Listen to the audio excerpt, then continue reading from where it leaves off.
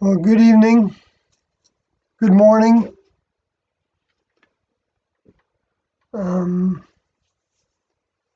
I guess it's a morning for everybody in the United States and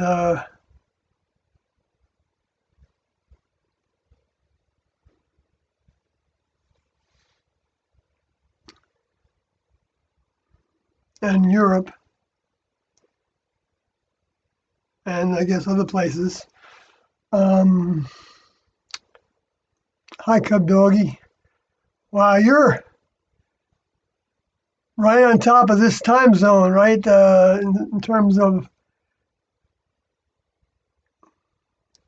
logging in here, and Jeff is right there too. How you doing? So I guess you saw my comment on the Facebook page, Jeff, that I have to create a new listing for my.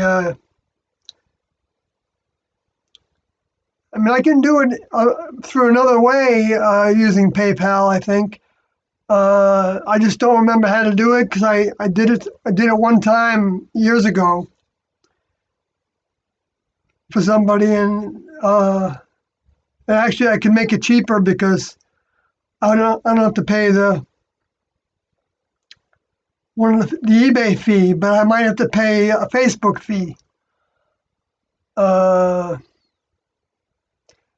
so it might be about the same, you know. Um, anyway, so I'll work on that the next few days. Hi, Kate. Kate's Biz. Oh, you're on midnight shift, huh? Cub Doggy. I see you on Facebook too. What's going on with it? What's going on with my Facebook account? I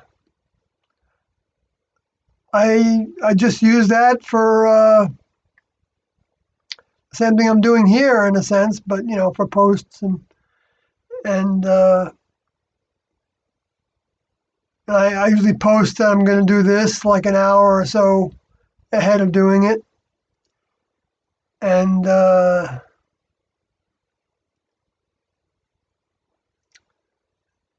and let's see, that's about it. I don't do any live streams with Facebook.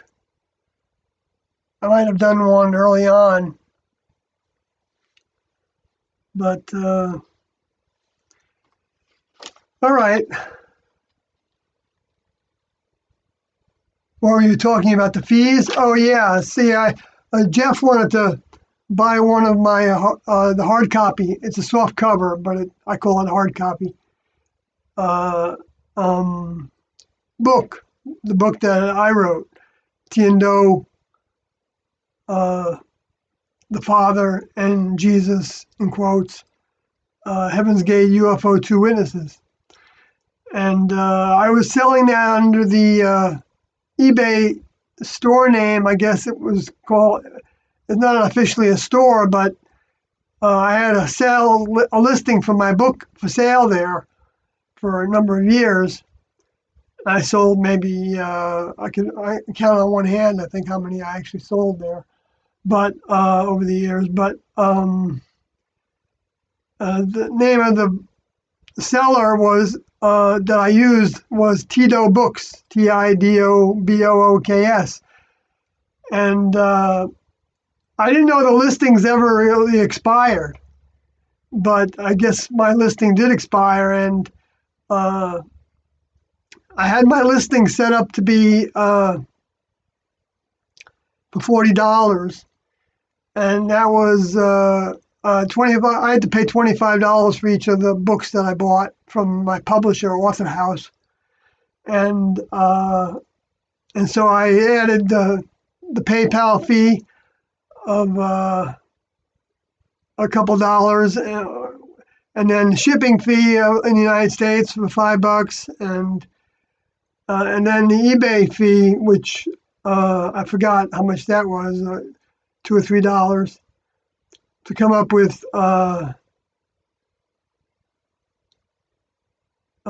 selling it for 40 at my cost. Um,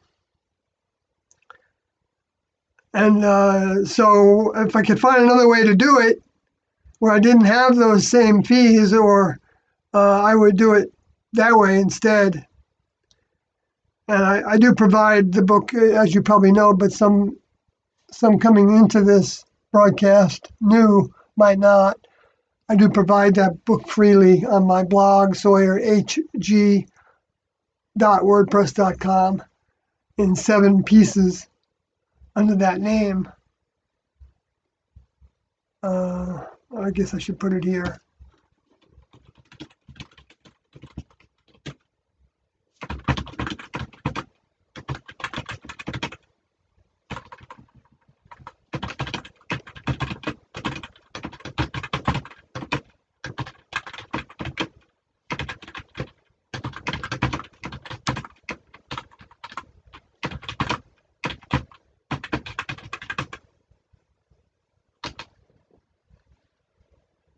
So, oh, you hear an echo in what I'm saying? Uh,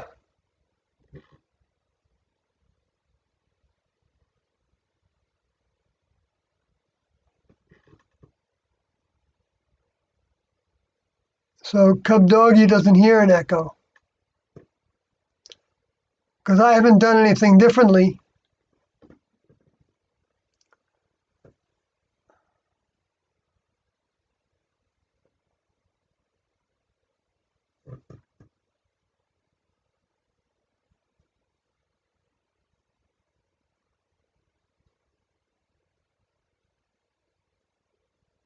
Huh, more like in a cave. That's weird. I'm having hearing problems in one ear, and but I can't see how that would be related to this. Um, but so if Cub Doggy isn't experiencing that, and I don't know if anybody else is, I guess I'm gonna have to think that it's on your end there, Jeff. All right, it might be your speakers.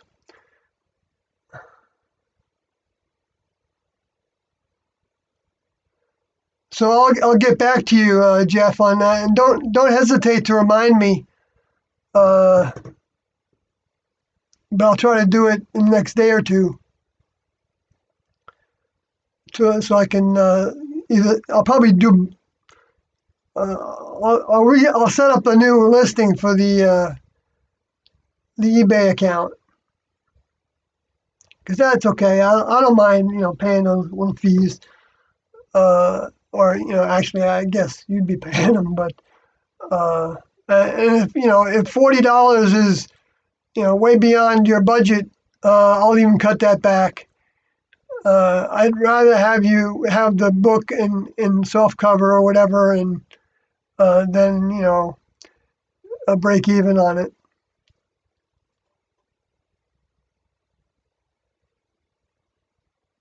Oh, okay, sounds fine from your TV. The sound. All right, good. I'm glad you resolved that. Um, I actually hear everything I'm saying in one ear, in my right ear, uh, played back to me. In other words, normally when we hear something, we don't know we're hearing it, right? Except we're hearing it. But I have double that. So I've got like this reverberation of everything that's being talked about in my right ear. Uh, uh, 'Cause I'm hearing it twice, in other words, in that ear. I don't know if that's something wrong with my eardrum or wax. I've tried to figure out how to remedy that with home remedies, and so far I haven't been successful. Um, it might be electromagnetic. or a combination.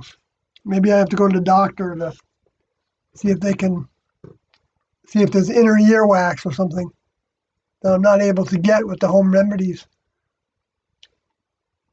Hello, DJ Taconic.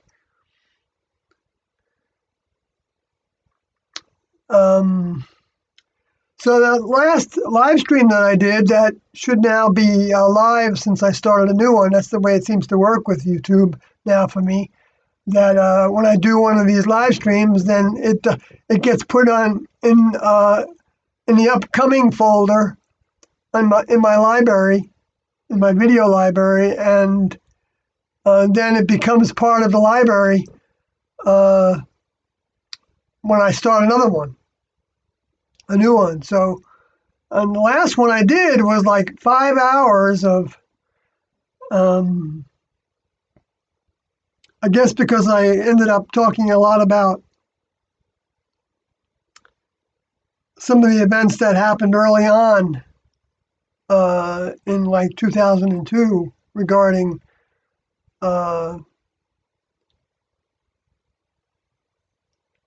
the conflict between the webmasters of the Heaven's Gate site, and they're not releasing the rest of the audio tapes or even providing any of the audio tapes.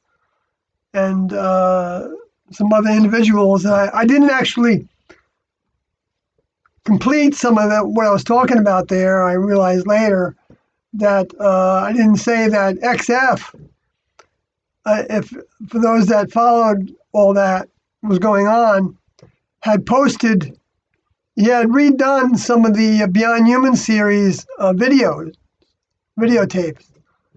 to try to, I think, improve the sound quality. And I think he put in the beginning of them, he called them episodes. And I don't think that came from Doe.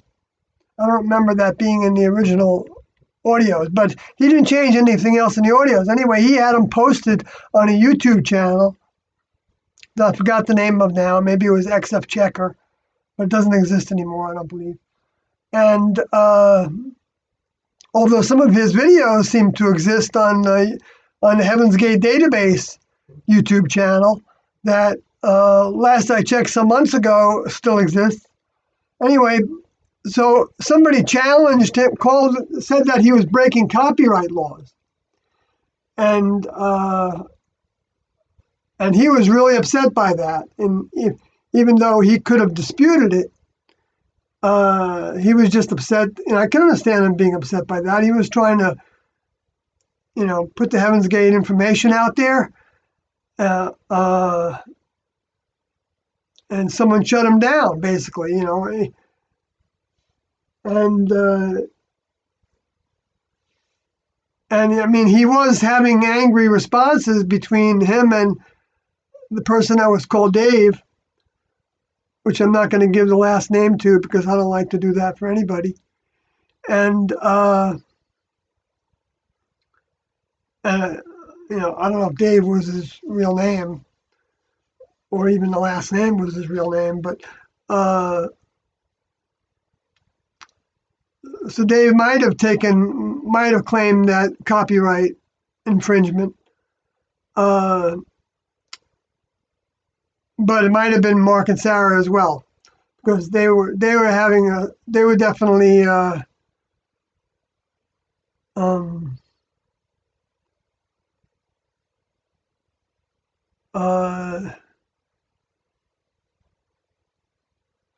let me see how to put it.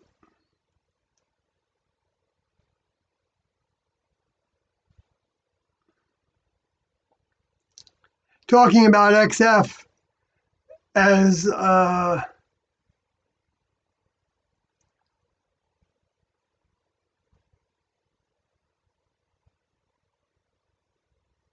just in negative ways. Not saying that because they were, because he was pretty outspoken against their withholding the audio tapes as well, as a number of us are, including Carlin, of course. Many people know that. from his blog and from other comments he's made over the years. And so it's like Carlin and myself and XF, we're all in the doghouse with the Heaven's Gate webmasters because over that issue and are not agreeing with them. So it was a type of, I guess, a riff in the, and it's not.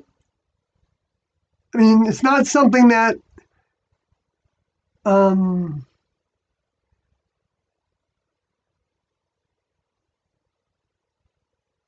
I'm, glad happened and still happens. But at the same time, uh, we need to be publicly vocal about our disagreements, like Carlin is with things I say and do. And I have disagreements with some of the things he says and does. Uh, well, the things he says about me, I don't really go into anything that he does is because I don't really follow his blog because um, it becomes distracting to me and to spend much time on trying to answer back the accusations made against me. Not that I mind doing it, not that I'm afraid of doing it, not that I don't want to speak up for what I'm doing when I don't see that it's something that Tiendo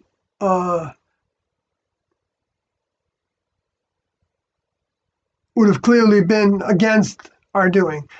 In other words, that's the gist of it, really. Tiendo didn't tell us how to do the task of disseminating their information. They didn't draw the lines of whether to, have a YouTube channel or a Facebook channel, or of course those things didn't exist in 1997. But there was the internet. They gave us the example of the internet, and so to come up with to tell people that it's wrong to talk about the personal experiences that we have, even though they're going to entail some opinions and some memory of events that might not be 100% accurate, probably are not. But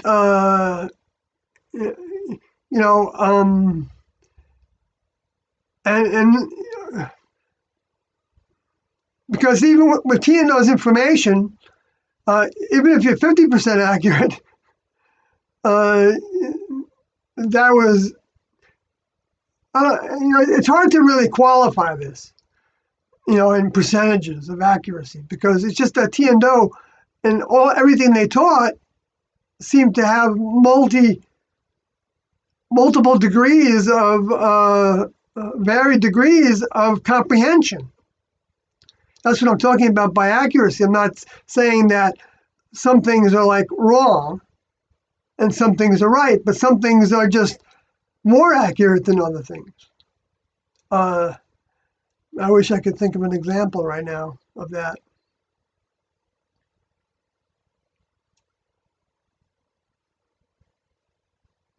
Well, I'll give you an example, like with the lesson step that was called "I Could Be Wrong." The first thing that they said about that when they gave us that lesson step, which I've talked about before in these live streams, was that they said that you need to, this helps you not trust your own mind. Now, I can hear, the people saying, oh, not trust your own mind. So that means you're going to trust only their mind. And that's right. That's right. That's the way the professors were setting up the classroom. And if we didn't like it, we didn't have to be there. And so the way they were teaching us not to trust our own mind, because you can say that all you want, But that's not going to stop people from trusting their own mind, because we're in the habit of trusting our own mind on a lot of things. That's in the human kingdom. We need to trust our minds on a lot of things, because who else can we trust? I mean, we can build trust with other people and other humans, but when it comes to the kind of things that T and Do were talking about, it's going to be up to us and our relationship with whoever and whatever we're reaching towards to learn the truth about any subject.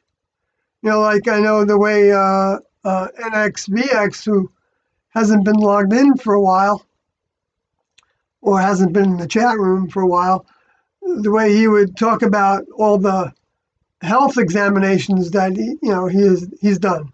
But anyway, getting back to the way that T and Do gave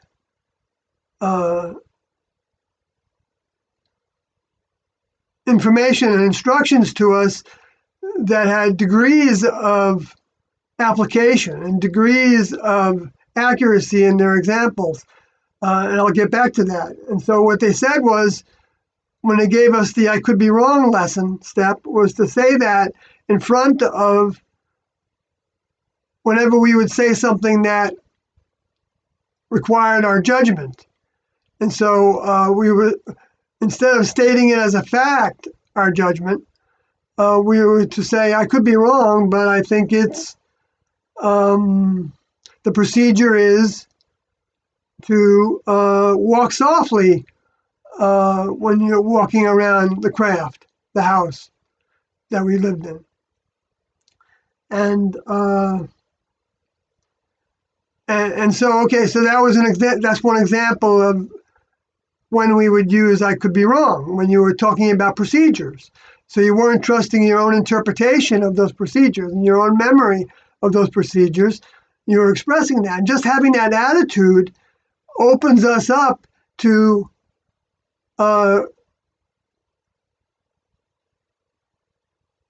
learning that we might have had it wrong. We might not have actually remembered that procedure accurately, and the intention of that procedure is part of the procedure, not just the words of it.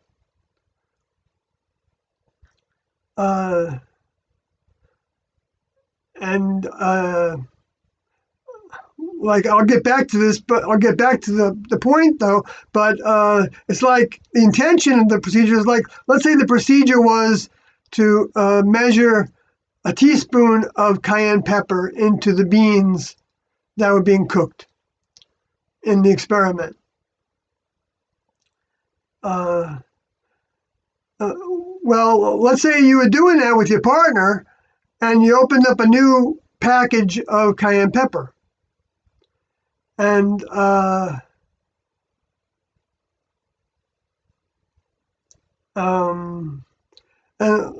see, I don't think this one came up exactly, but I think it would be apropos to this example. Let's say the new cayenne pepper package said on it that it was 90,000 BTUs in the strength of cayenne pepper.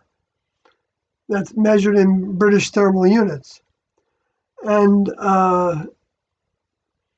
let's say you were familiar with the previous batch that we had, and it wasn't that strong.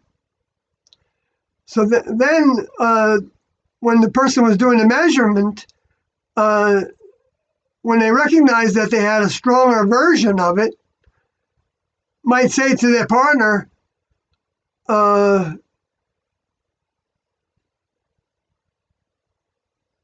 that we might want to check with T and Do on. They might say, I could be wrong, but we might want to check with T and Do before measuring the same amount of cayenne pepper, because this is a stronger strength. So then the partner could say, yeah, that sounds good. Or they might say, No, but that's not the instruction. The instruction is to use a teaspoon of cayenne pepper. They didn't say what strength to use. And that's true. They didn't say what strength to use necessarily. I don't remember the strength being on those formula cards, the recipe cards. We call them formulas. And anyway, so but another way to handle that would be for those two students to go then right away to the overseers of the lab and say, do you think that we need to check with Tian-Do on, or do you have any information about the strength of this cayenne pepper? And they might realize that they didn't. And they might say then, okay, well, we'll try to get in touch with Tian-Do right away to ask them, because the experiment is important, because all the experiments were being used as lesson opportunities. How to work in a laboratory that these ingredients would mean a whole lot to get right in the next level laboratory. And so they might, if they didn't have the opportunity to check with Tian-Do right away, and they knew that the experiment needed to continue, they had a time frame when that experiment had to be ready, and it wasn't going to be the end of the world for them to use the cayenne pepper, to that amount. It wasn't going to affect the experiment to a degree to where the experiment couldn't still be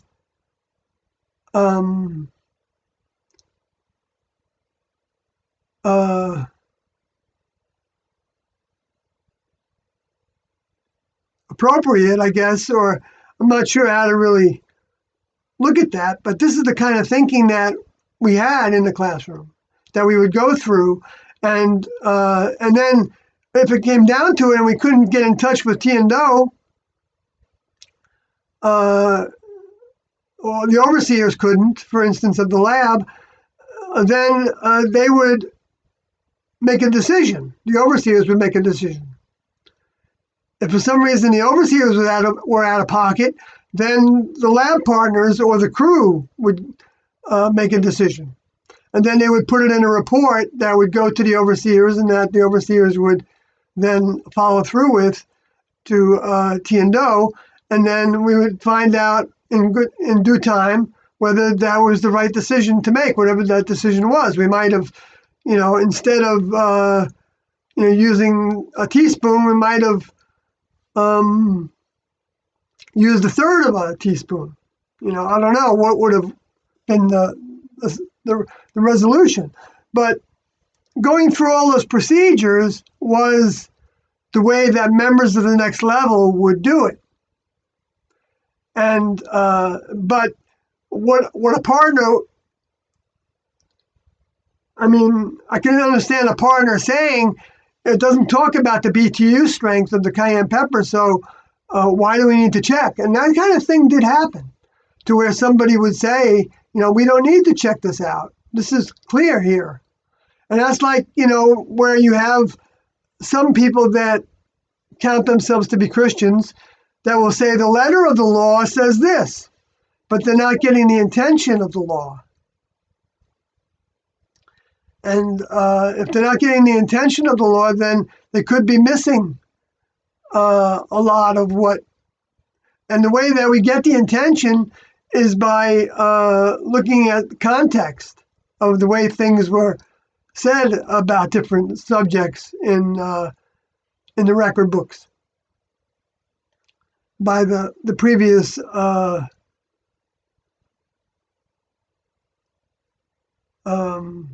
no incarnation with T's help from the spacecraft 2,000 years ago through the vehicle that he used named Jesus. And so back to the I could be wrong lesson step. When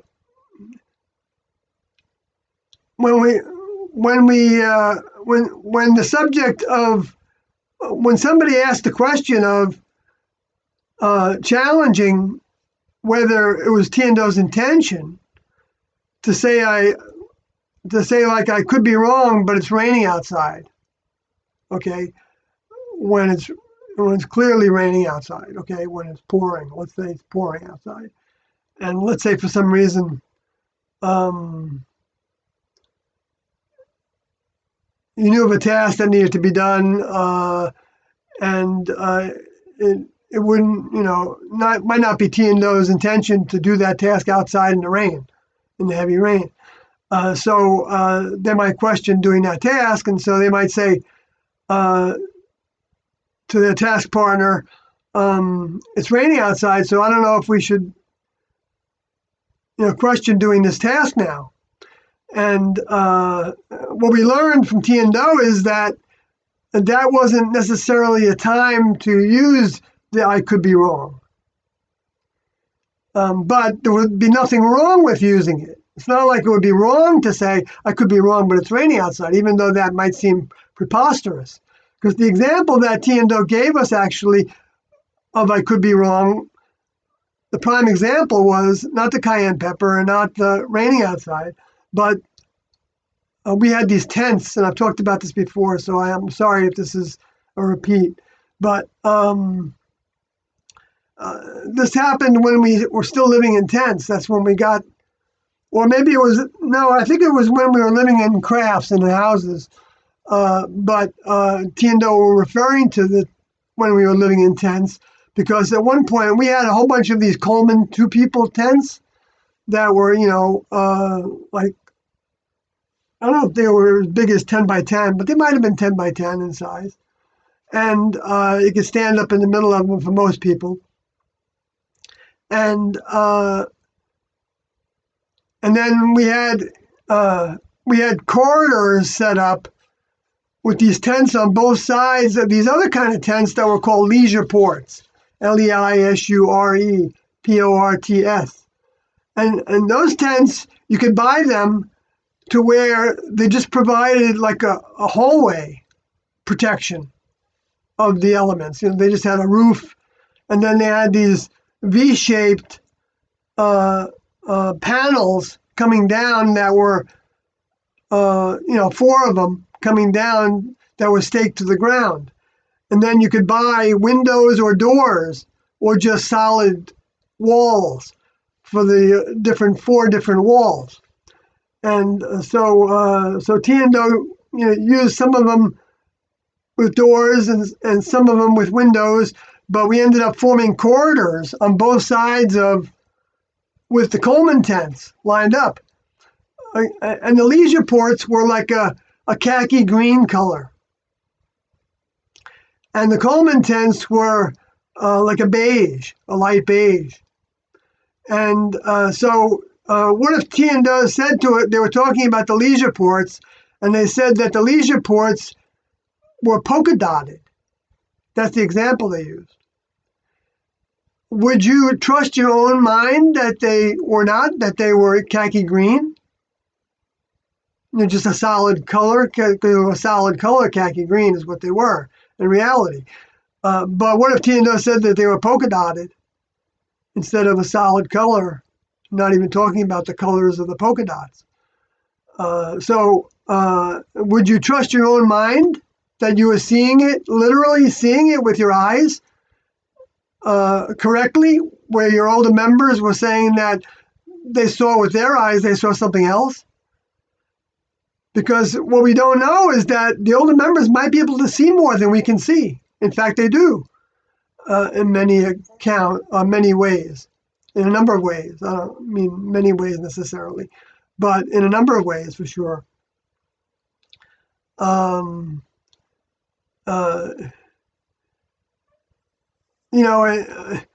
See, they didn't explain to us that the next level could have ways of actually, I think I thought of an example just now is the way people work with those picture puzzles, and you can, if you have a certain ability with your peripheral vision, you can focus in on the images that are within those pictures. So that's just an example of how even in the human kingdom, we can think we see something, or we can think that something else doesn't exist within that, and it does exist.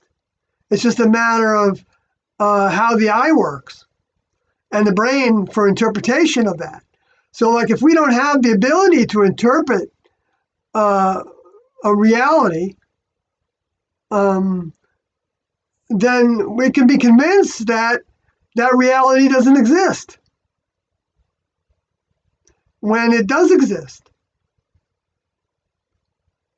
And that's when Tiendo talked, not when, but how they talked about how there could be a planet that's within the view of humans that to where they don't see anything happening on that surface of that planet. But there could be a lot of things happening with actually living humanoid, or human equivalent beings and animals or whatever living on that planet. But because of the way the next level can work with the programming of our vision, humans can only grow to see it. They can grow to see more. But to grow to see more, I mean, I'm not saying we can't have the idea that we can see more and then want to see more. And if we're saying I want to see more of reality in our heads, the next level can, depending on the strengths of our desire, pick up that we want that and kind of help us learn to see more, and even give us some examples of that, so that we will recognize that there's more to see. And one way that I believe that it gave us examples of seeing more was when they told us that there was more to see, that we could grow to see. I remember thinking, okay, I believe that, because my teacher said it, and so I'm going to do this exercise they gave us. That's going to help me learn to see more. Now, it doesn't mean that the exercise would automatically, when we did it, open me up to see more, as if, one time was going to do it. And then what I was going to see wasn't necessarily going to be like a vision or something that was clearly something I could actually say, I just saw that. And I saw, for instance, like seeing a spirit, for instance, which was a little bit tuned to what Tiendo were talking about, because they explained later that if we could raise our vibrations, and Do talked about this in the years that I wasn't there, which I learned more about from Rio's book, which I put in my book as well, so people can search on Rio or Neody, Neody, in my book on my Sawyer Heaven's Gate, SawyerHG.wordpress.com account for that name, and you'll end up, if you look at all the places where I used his name to talk about his book, which is probably in just one place primarily, you'll see the depiction of what they ended up seeing with those beings that were in the craft that 3 of them saw, and 3 of them dreamed that they saw. That might have saw that, well, those thought that they saw it, but were told by the next level to go back to sleep. That's why they thought of it as a dream. When the 3 phosphorescent, glowing, 3-foot tall,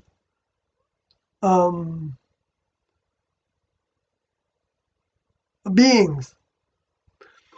Anyway, they saw in Tucson in 1995 or 6. Anyway, so I have to give the exercise as well. I've given it before a number of times, but you never know when there's somebody that's only going to hear this one. And so I'll give it again. And the exercise was, we were living outdoors at the time. And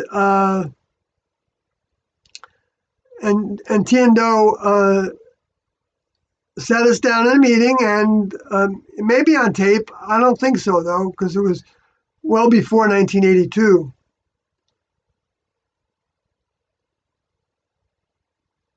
Because the only tapes I know that were made, that were recorded, started after we left living in tents. And we were definitely outside of tents in houses that we called crafts by 1982. Anyway, so the exercise was to focus on something specific, like let's say a knot on a tree, like one of those gnarly knots on a tree, and you're in view of it close enough to where you could see it clearly. Okay, and so you focus on that, and then you change your focus to being your peripheral vision is included instead of just having like a blocking out of your peripheral vision, because you can focus on something so intently that you're a little bit aware of your peripheral vision, but you're mostly aware of that object. But then you can change that view to where the object is just part of the peripheral vision, kind of equally. Now, I can do that now, but it takes work. I think I was able to do that better then. I don't know if that's the case. It depends on what you look at sometimes. Anyway, and so you would do that back and forth. In other words, they didn't tell you what speed to do that at, but for me to do that, it took seconds for me to feel like I was focusing on one thing, and then changing my focus to including everything that I could see in my peripheral vision as well. And then I would go back to focusing on that one thing, and then back to peripheral vision. Now, that's an exercise that we could do anytime we wanted to.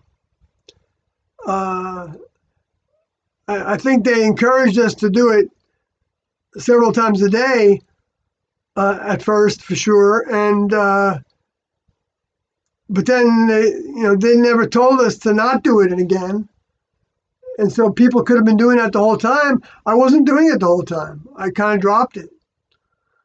Now other students might have been doing it the whole time, and so maybe they're the ones that saw those beings in that craft, or among the ones that saw those beings, because they combined with the other things that they were doing in the lesson steps, they basically increased their vibration so that they could now see that pattern of light that was reflecting off of those next level members who were able to regulate whether we could see them or not.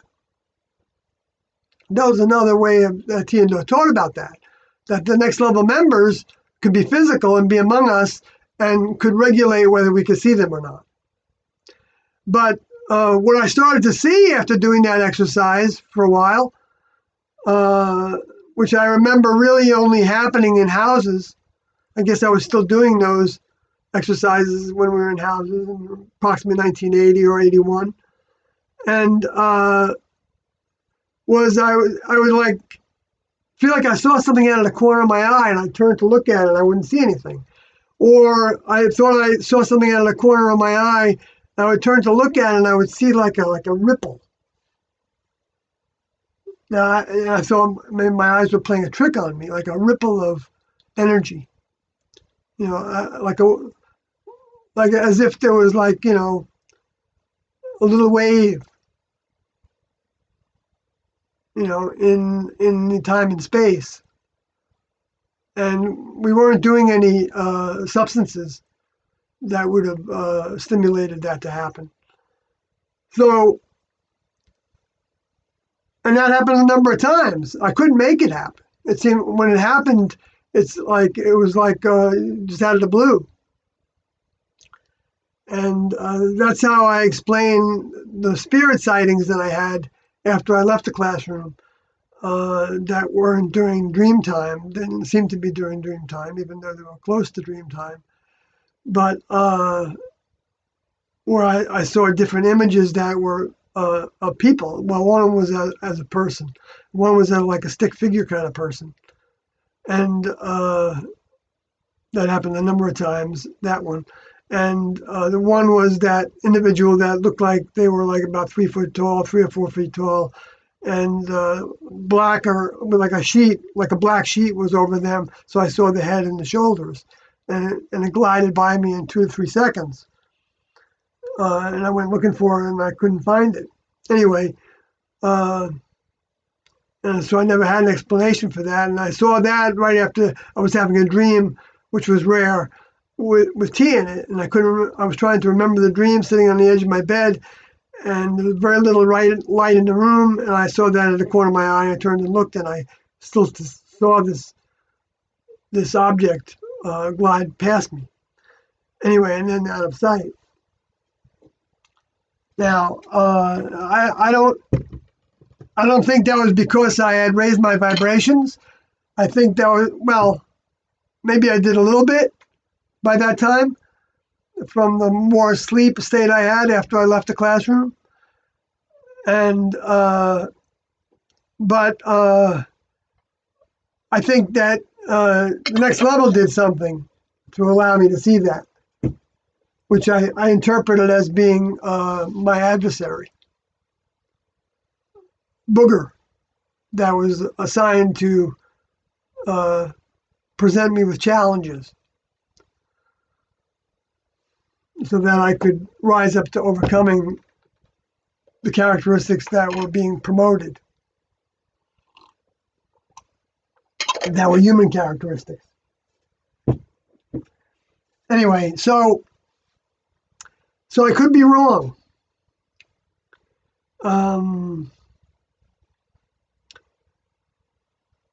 But then, when I don't know if I finished this before, but then Tiendo came back and said that, well, I did say that you wouldn't have to use that expression. So in other words, they were giving us more information pertaining to the instruction they gave us. So that's where you could say that there's levels of accuracy to their instructions. And that's why we got procedures or instructions. Procedures came from the instructions, carrying them out, that, sometimes the instruction became a procedure. Like the procedure was to get an oil change according to the maintenance manual of the car. Okay, so that would be the procedure that would be in the ImproLab book of procedures. And so, but see, they could also give us an instruction to take the S car or the blue van. That's the way they talked about the names of cars. To the shop tomorrow. You might have an instruction to do that, to get new brakes. Okay, now that wouldn't go in, there wouldn't be an entry made in the procedure book saying that the procedure is to go to the, no, that wouldn't be a procedure. But the procedure might be that when you have an oil change done, you also ask them to check the brakes. I'm not saying that was one of the procedures, it wasn't that I was aware of. But that would be the difference between a procedure and an instruction, even though sometimes the instructions could be made into a procedure, which the instruction would be then to put in the procedure book such and so. And so anyway, that's an example that I can think of that I believe, I could be wrong, but I believe demonstrates how it's always a work in progress with Tiendo, and we can't ever assume that we understand. In fact, we should assume that we don't understand everything that they're saying at any given moment. But we don't need to dwell on that, or just use that as an excuse to not try to understand it in the way that they intend to give it to us. And the way that happens a lot of times is by rereading things and re-listening to the tapes and rewatching the videos.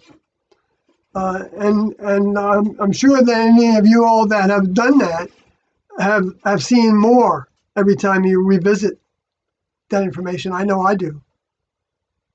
No matter what it is, I think I see more sometimes. I mean, not with everything that they say necessarily, but it's potentially everything they say, because the next level isn't going to necessarily respond the same way to the same events or lessons that come up. And like I said before, they don't give us all the variables. Like they didn't tell us all the ways that would please them to have us disseminate their information. They left it up to us. And so then that becomes a challenge for people that they can use that to say that, Tian-Do wouldn't have intended to disseminate the information that way. And they might be right sometimes, and they might be wrong sometimes. Or they might be right, and the person can examine how they were disseminating the information and still do it in that same way, but even do it differently in that same way. Like I don't know that it would be wrong to make up a science fiction story based on Tian-Do's teachings, and say that this is based on Tian-Do's teachings, and even give the references to where it was Tian-Do talked about things. I'm not saying that we should do that, but I'm not saying that it would be wrong to do either, as long as we qualified that this wasn't coming directly from Tian-Do's mind, so we could be wrong about the way we're depicting it. But if the intention is, T did say that the best way that we can actually talk about the reality of the next level is through science fiction. Now, science fiction doesn't, in my mind, have to be limited to, talking about, traveling through outer space. Science fiction could be something having to do with any of the sciences and even the science of mind.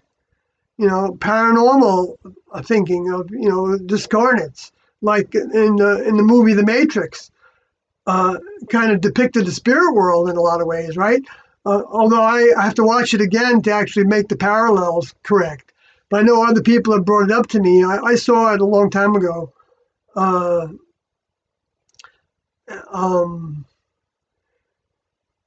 I don't have a very good movie memory. So,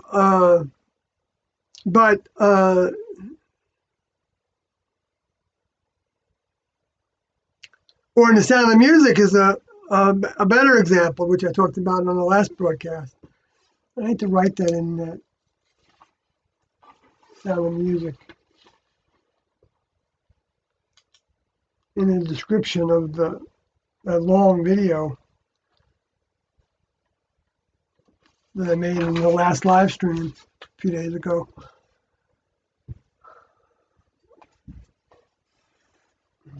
I wish I could put like a timestamp on them, but I should take notes as I go so that people don't have to go through all that if they want to look up one particular thing that was being talked about. They can skip to it. I would like that to be the option that we have. Anyway, I think I kind of brought that around. So I'll go back to the chat room.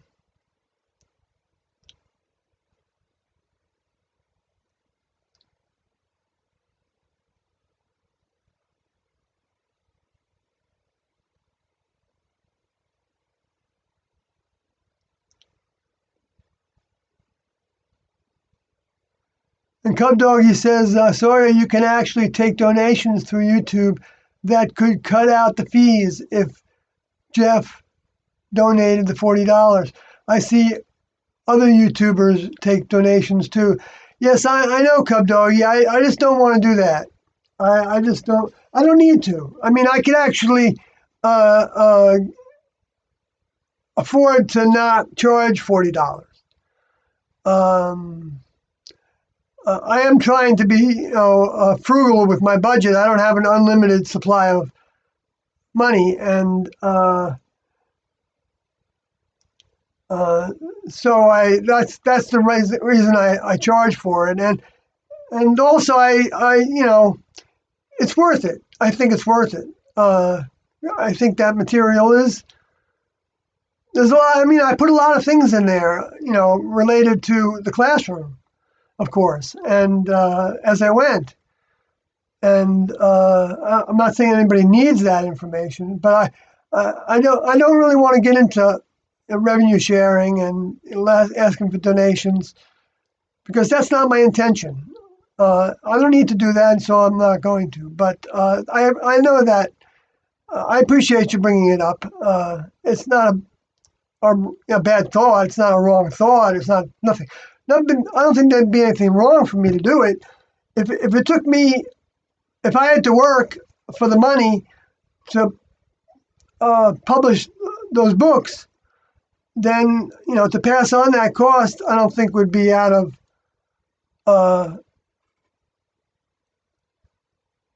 the intention of T&O. Um, I don't have, but since I do give it away, so that always basically it's the cost of the paper. Because if you actually figured out how to print out on two sides of 900 pages of 8.5 by 11 size pages, uh, um, like if they took my digital versions of it and tried to print it out for themselves, it would cost about that much, unless they if you bought the printer and then you paid for the ink, that's expensive for the printers, or even took it to a Staples or something to have it printed out. It would come pretty close to that, and that would be not bound. And to bind 900 pages is another job in particular. And anyway, so I don't feel like that's an unfair price to pay for that.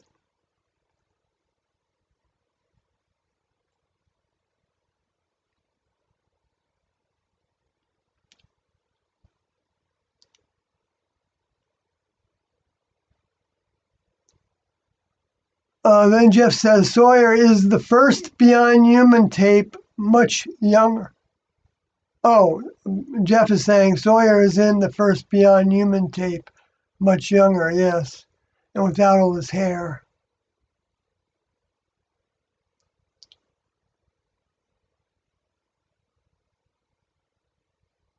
Yes, my vehicle was in its early 40s at that point.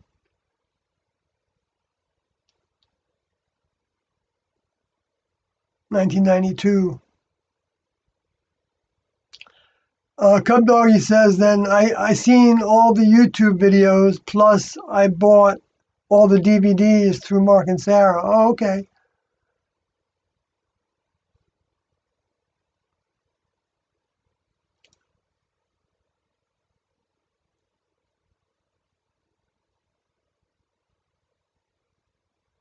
Cub Doggy says, the quality was much better on YouTube, so thanks, XF. Oh, okay, good. Yeah, that's right. He did do that service.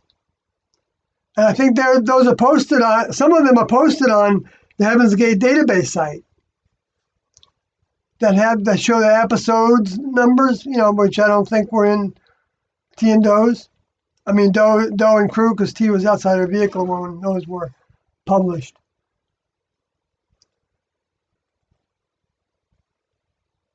Uh,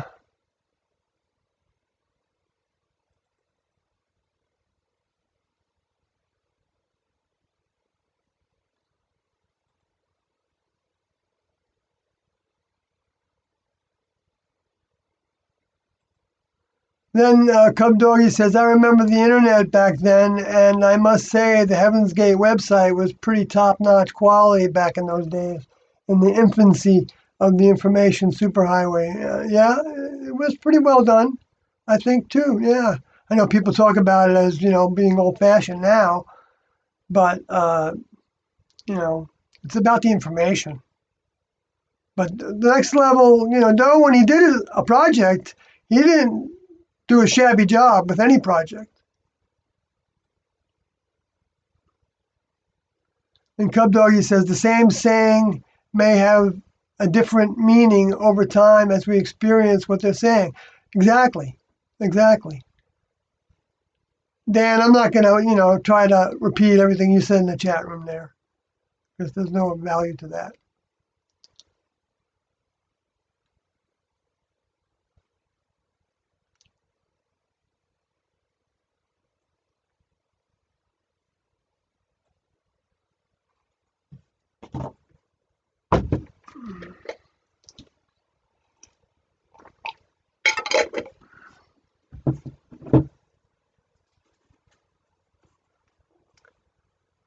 Okay, let's see.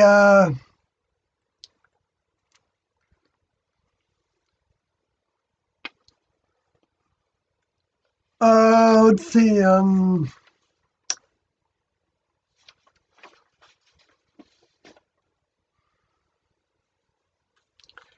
Some of the things that I thought were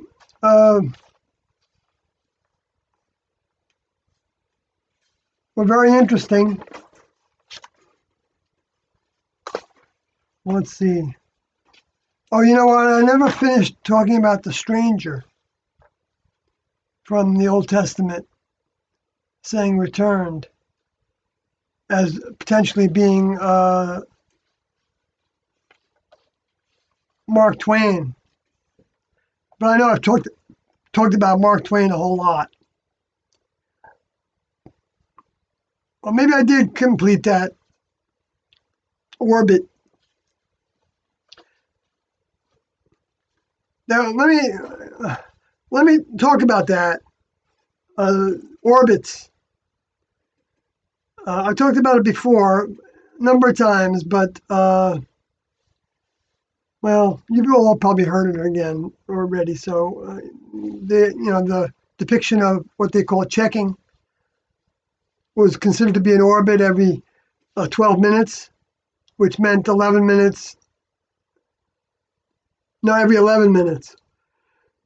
You would stand in one spot in what the tent that was designed to be a control center for the camp. This was outdoors, but we also did this in houses. In the houses, we would be just in a room where the comm center was, and that's where the telephones were, or intercoms, or telephones and intercoms. And because we had that at different times, depending on where, if T and Doe were living in our craft, then we had intercoms, so that they could pick up the intercom and talk to comm center in order to give instructions or that would apply to the rest of the craft or whoever it applied to. Talk to individuals on the intercom if they didn't want to talk in public or in or even bring them into their rooms in the big houses that we lived in. We had an intercom system. Even when we lived in trailers, we had an intercom system that we carried over. So we lived in the warehouse in California, several different, and also in a warehouse in Las Vegas, and we had intercoms strung throughout the warehouse area, and then we had people working in offices. That's where one of those offices was where the Beyond Human series was shot, in an upstairs office in the warehouse where we had a bunch of trailers parked inside. They would come through those Bilco doors. They weren't Bilco doors, but those corrugated, warehouse doors. We would drive them, all the trailers in there. Anyway, but so that would be comm center, and so when you would stand there for a minute, and then go about your business if a phone call didn't come in, or an intercom message didn't come in. So even if T and Do were outside the craft, it was still a discipline to not get so involved in the tasks that we did that we didn't keep our mind checking with whether we could be of service to T and Do. So this was trying to instill in us having that self-control of not going more than 11 minutes without checking with T and Do on whether there was a different way of doing what we were doing, or whether we could be of service. But there's also a value to having time to actually listen. Listen meaning become tuned to. They call it being in tune with next level mind that might be given to us, next level ideas. Now, we don't trust those ideas. If we think we got an idea from T and Do, then right now, what we did then was we would write a note to T and Do and saying, did this come from your mind? I had this idea. I had this thought. I had this answer to a question that I had. And did this come from your mind? And they might say yes or no. And they might make a lesson out of it for everybody to hear in a meeting. And they might only talk to that one person about it.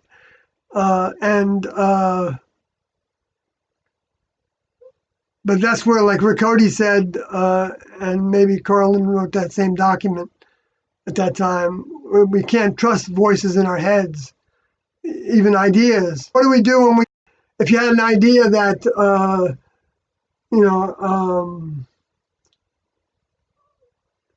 that in order to attract people, I'm making this up, this is kind of stupid, I'm going to try to present T and Do's information with a sexual twist to it. Well, they wouldn't do that. They wouldn't stoop to doing something against the next level teachings in order to draw somebody to the information. That would be I'm certain of that. The Luciferians would do that. They would have us do that because they would like to mix it up, the standards. I feel pretty confident about that. But if you had an idea of like Rick Cody had of standing on a street corner with a sign that says something like T and Do were the return of the Father and Jesus. Let's say somebody wanted to do that. I don't think that would be necessarily out of the question for somebody to do if they wanted to. I'm not saying that it would be from T and Do's mind, but if somebody had that idea, then they might actually just start to think, okay, well, maybe that is something that T and Do would have me do. And so I'm going to design a little poster that says that. And then so as they're designing the poster, they might design that poster checking with T and Do in their minds of, is this the way you would word it? Is this the way you would do it? What kind of font would you use, and see what ideas you get. And that would be a way of working with the next level to where you weren't doing something that was irreversible and you weren't pretending that this is absolutely true, but you got the idea when you were asking for help with the idea of what font to use, for example. And now you could also go look at the Transfiguration Diet book and see what fonts they used in that book, if you had the original copy. That shows the cover of it, which I've shown many times in these.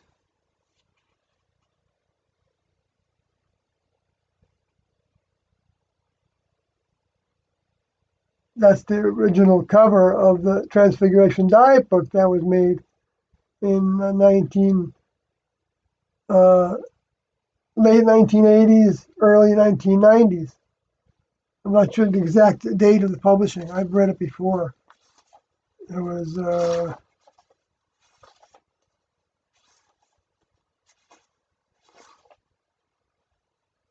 1986. So right after T left her vehicle, this went into motion.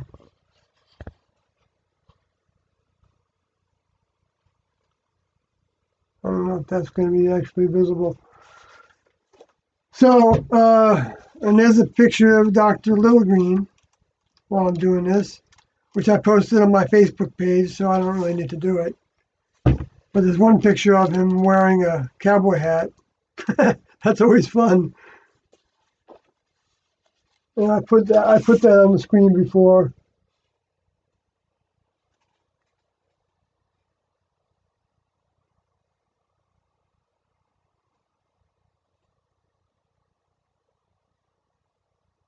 Oblivious to a lot of stuff.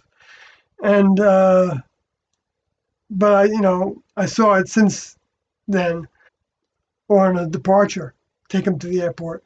But you had the waitress saying, "Gee, that looks good," looking over at Dr. Littlegreen, who's sitting in his chair, and in the chair next to him with garlic oil on the counter, on the on the little pull-out that you put your food on when you eat in an airplane seat, and it's got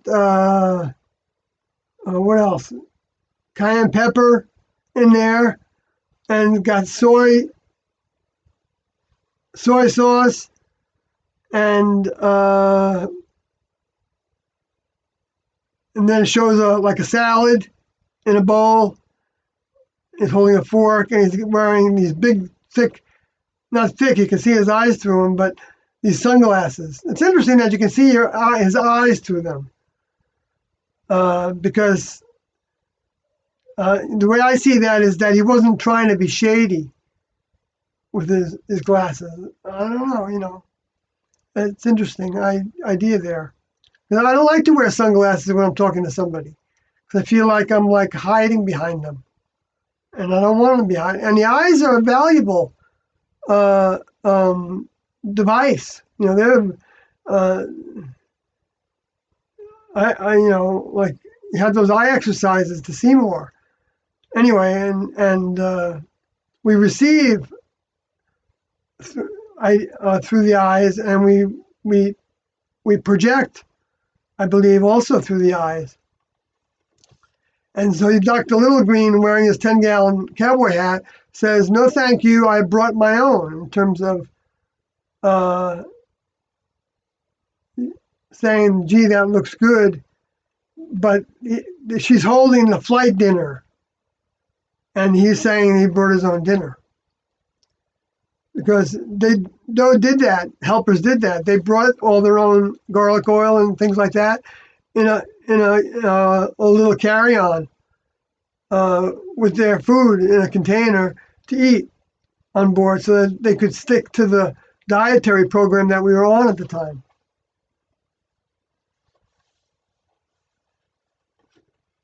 And then there's somebody next to the waitress in another seat from across the aisle saying, interesting. So at the same time, this is actually uh, potentially teaching somebody something.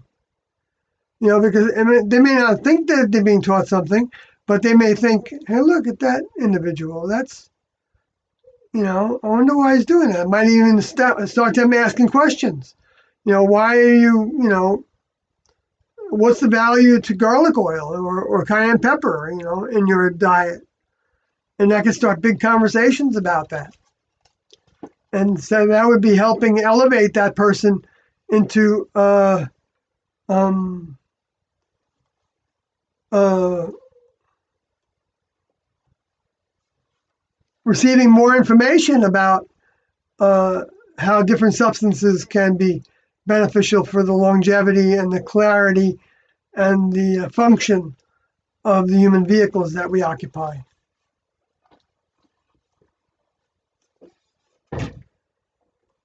Someone else might look at that and not get any of that from it. But since I got the history, they also put like, on the stewardess, they put, she's got the wings on her shirt.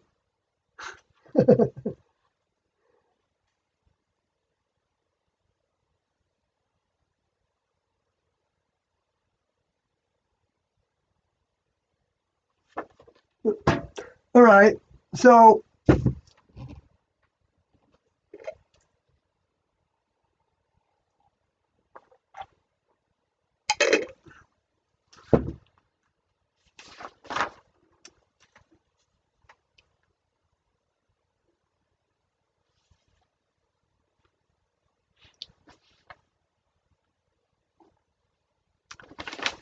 yeah, this isn't directly related to the next level. Well, it might be, but this is an example where I'm going to say, I could be wrong about this. It has to do with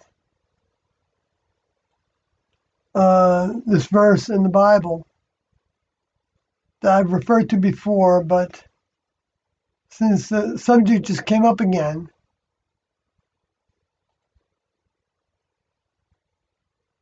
I don't want that one. I want this one. And that.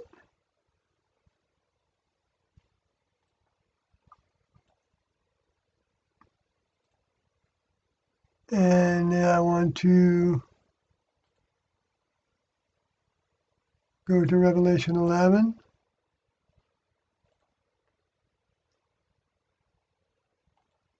Whoops, I don't mean to go back. Oh, darn. Okay, that's easy to fix. And then go back here again. Put that there. Scroll down.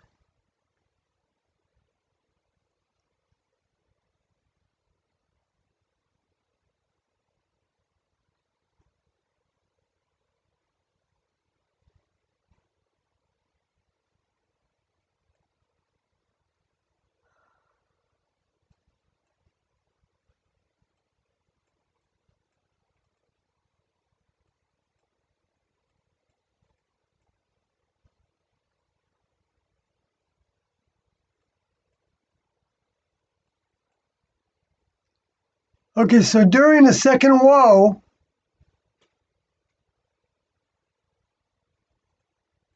in Revelation 11, 13, and 14, well, 13,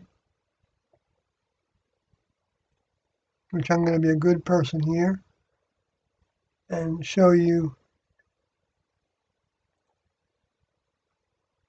that the words in Revelation 11:13, which happens after the two witnesses and their crew ascend, rise up, um, resurrect, back into the next level, stand up again in the next level with their next level vehicles, as opposed to resurrecting by standing up in a new human vehicle. Uh,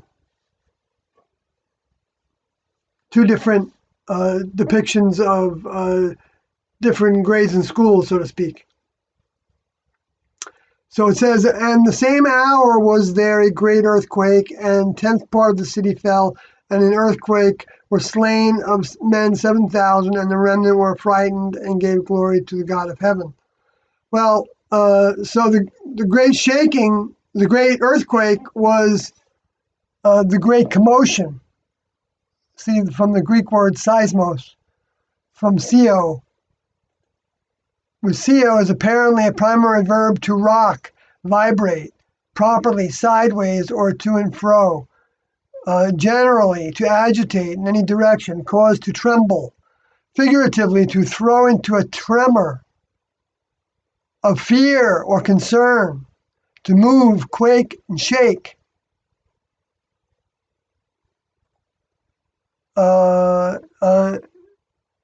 So a commotion, for example, of the air, a gale, of the ground, an earthquake or a tempest, Okay, that's all the ways that earthquake can be interpreted. And what I found countless times is that a lot of times many of the translation options can work to all apply to the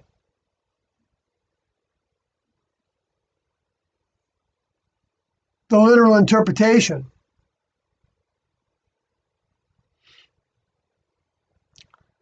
So, I when I saw this, not the first time I saw it, but when I finally got around to trying to decipher it, the verse, uh,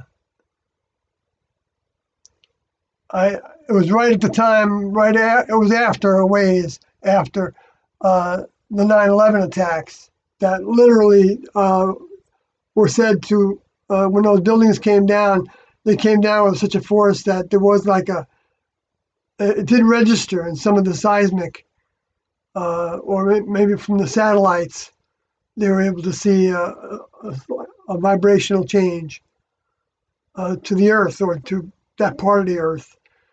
Um, so,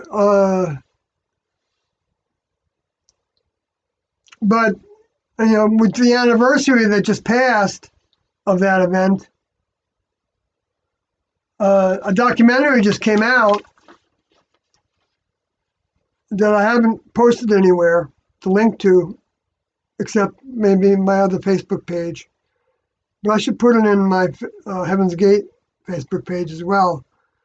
Because it was if you search on YouTube for whistleblowers, 9/11 or something like that, 9/11 whistleblowers, you'll come up with with new information that I hadn't known about before. And I've watched all the 9/11, most of them that have been out there. And it was the Corbett report, and they do a good report. And and it was really interesting to me because I've been wondering for a long time whether that was it. I kind of felt like it was an inside job, and I had a lot of reasons for saying that. And some other documentaries have talked about those reasons, like the document that was written in 1997 by the Committee for the New American Century. That Karl Rove was a part. Well, I'm not sure if Rove was a part of it. He might have been, but I believe Cheney was a signatory, and Wolfowitz and Rumsfeld, I think, were signatories on it. And Bush wasn't. George W. Bush wasn't. That's when it came out, though, when he was. Well, I only saw it after the 9/11 events happened. But I don't know when it was exactly published, but it was right around 1999, I think, when it was published, even though it was written in 1997. So it might have been published before that someplace, but I just didn't know about it because I wasn't studying any of this at that time. Anyway, so he called for a new Pearl Harbor in order to what the document that committee wrote was called Rebuilding America's Defenses. Now, some of those names may have been changed now, but that's the way I remember that document called. And I could be wrong about my memory of that. But Rebuilding America's Defenses. And what they said that they needed to have like a Pearl Harbor, is what their words were, in order to rebuild America's defense capacity, in order to fight a two-front war. And that's what they ended up having, a two-front war with Afghanistan and Iraq. So they got exactly what they wanted from the 9/11 events. It was like, how not to make that connection and all the other connections is beside me, how we cannot see that. Uh, uh, But in the report that they, with the whistleblowers, they had 5 whistleblowers focused on. And one of them was was Kevin Ryan. And he was part of a corporation that was called, their initials were UL. And it was like Underwriters Laboratories or something that actually tested, that was hired to by the company that was building skyscrapers, would hire them to produce the steel for these skyscrapers. And so they had a testing laboratory that was called Underwriters Laboratory, I guess, part of that company. And so they would actually have, they had 2 tests for the beams that were the vertical beams of the World Trade Center, literally the World Trade Center they're talking about. And then they had a test for the joints that were holding up the floor and those beams. And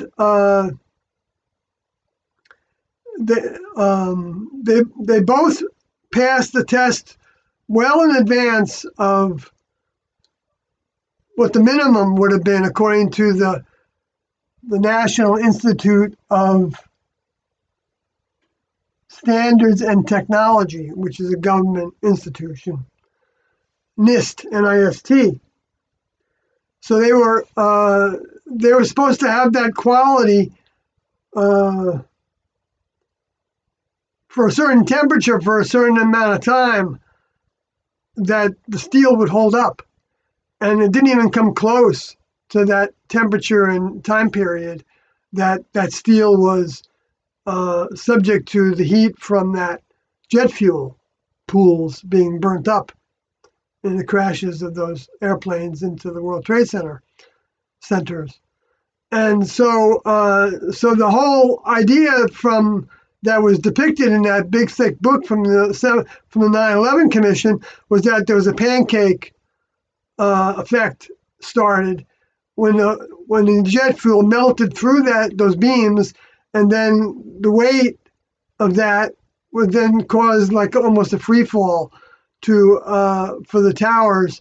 Building 7 has like a free fall, they said, but I don't know. I never heard them say that about the World Trade Center 1 and 2.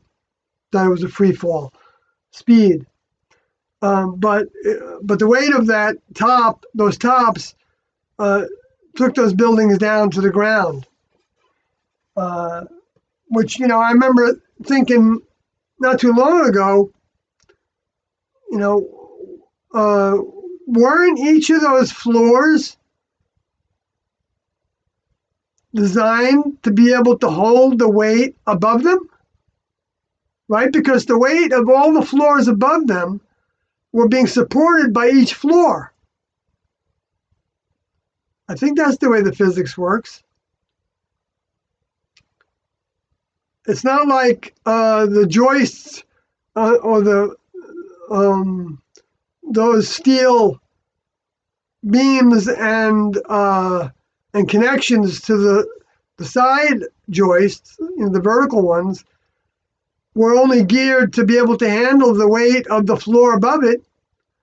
It's got to be able to handle the weight, I think, of well above it, so that even the bottom one can hold the weight of all of them. And maybe there's some physics to that I don't understand how that works. Okay, but it was just a question I had. And so I'm not saying that I'm thinking about it accurately. But then when this came out the other day, this was published just this month, and on YouTube, and it talked about how those beams were tested for that, and that they couldn't have possibly been melted through by that amount of jet fuel for that amount of time. And so in other words, that was showing that it was a fallacy. And the fact that also those beams were, got rid of them real fast. They sent them to China so that people couldn't actually examine the residual elements that would be on the ones that, and see how they were actually dismembered, because they would have had to, that each of the joints would have had to been taken apart as they went down from that weight, the weight that they were holding the whole time. Of course, you could say that that weight had some velocity to it, but that's not the way I think gravity works, right? They say, like, if you take a tennis ball and you take a brick and you drop them, like Newton's law, right? You drop them from the same height, they'll actually hit the ground at the same time, which has always been a boggle to my mind. I mean, it might depend, but they have to have the same mass, size, and density. Or I guess they don't have to have the same density, but if you took a feather, it wouldn't, I don't think, get there at the same time, because it would float.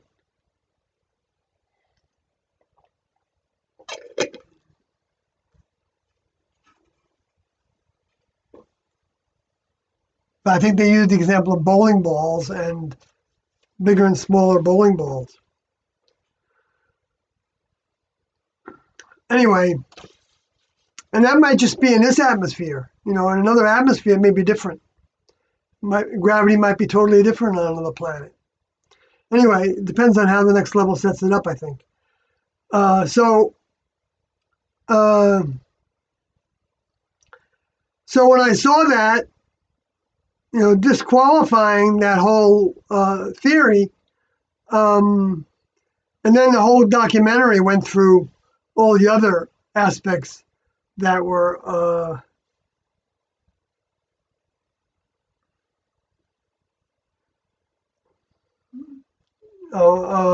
how the EPA came out with Christy Todd Whitman saying that it was safe to be working on the pile, on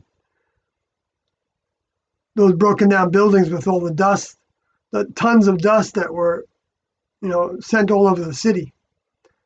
There was asbestos, and Christy Todd Whitman, who was the head of the EPA at the time, said that it was asbestos and lead, but it wasn't. It was well below healthy levels to ingest and breathe, but it wasn't at all within healthy levels. And she said she just went along with what the scientists told her. And that shows you how the science can be, it can be, they can use that as an excuse, right? How can it not be common sense that any amount of lead being a heavy element inside the body, is not necessarily what we want in our lungs?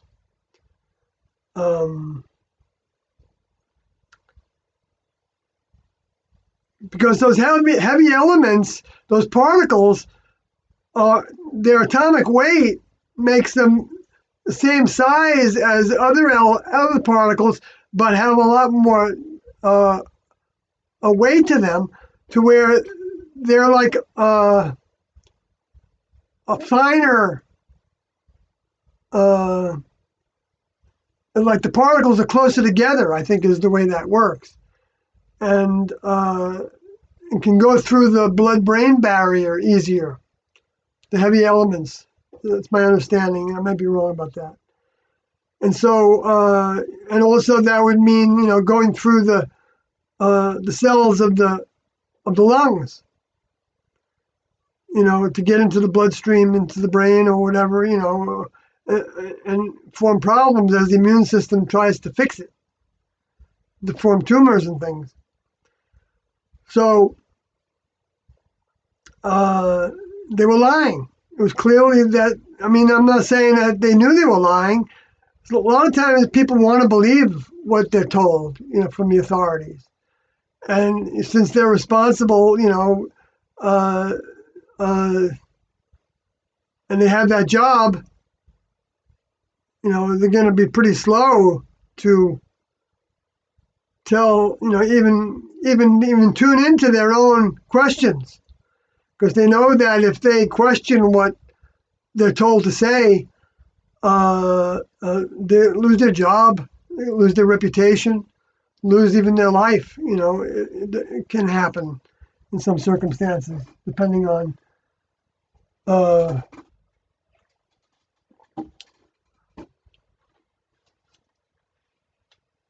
circumstances. I guess I said that already.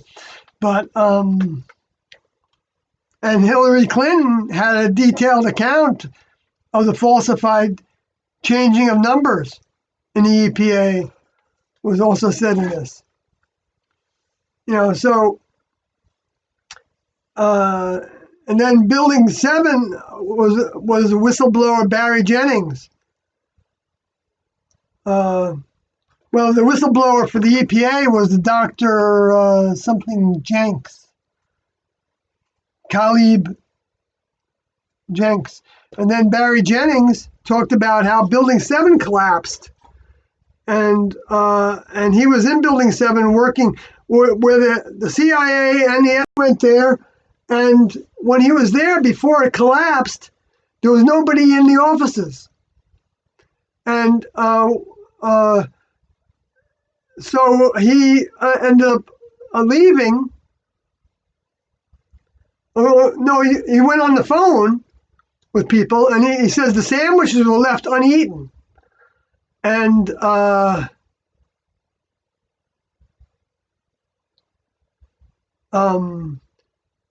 of the people that were working in that OEM office in Building 7.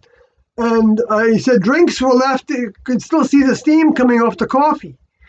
And so he called a few people, and they told him to get out of there right away. They had all left. He didn't tell them, they didn't say why. And so he started heading down the fire escapes because for some reason the elevators weren't working. And so he got down to the 6th floor, and he was with somebody else. So he had a witness to what he was talking about. And he got down to the 6th floor, and there was an explosion, and it blew him up and he damaged his knees because of this. The platform he was standing on somehow was blown upwards. And for some reason, he didn't get hurt beyond his knees. And he ended up on the 8th floor. And then he found his way down from there somehow, because he had the key to all the doors that were supposed to be locked during a fire, so that there wouldn't be an updraft or whatever it was that would make the fire last longer or burn hotter or whatever that was. Anyway, so he was one of like 4 people that had that copy of that key.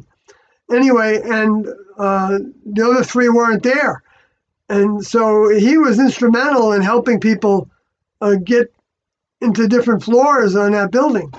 Anyway, so he ended up going down to the lobby and being greeted by firefighters.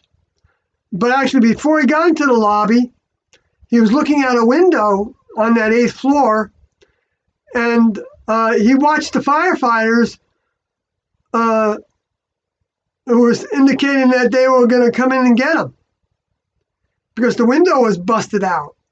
He busted out the window with a fire extinguisher on the 8th floor.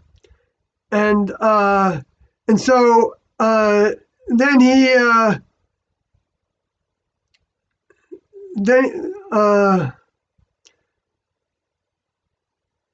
then he heard another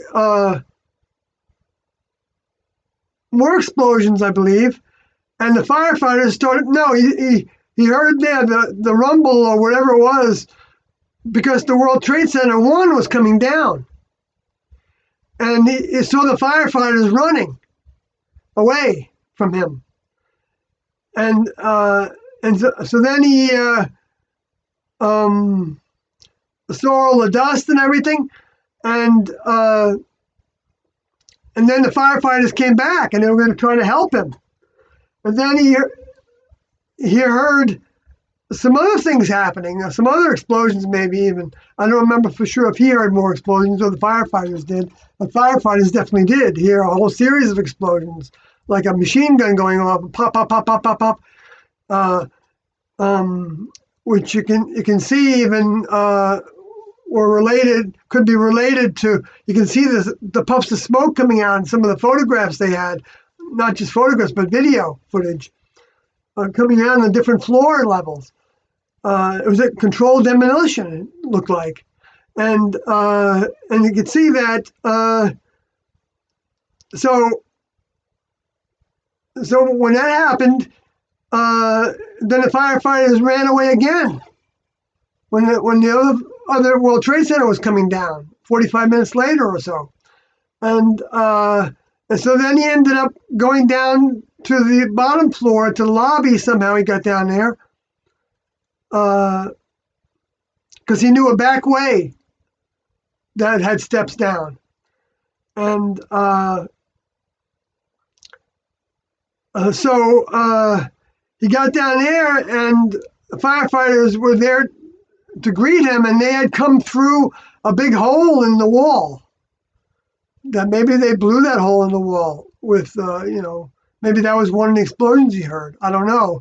But the whole lobby area was demolished, and there were dead people on the floor. He was told to watch where he stepped and not to look down.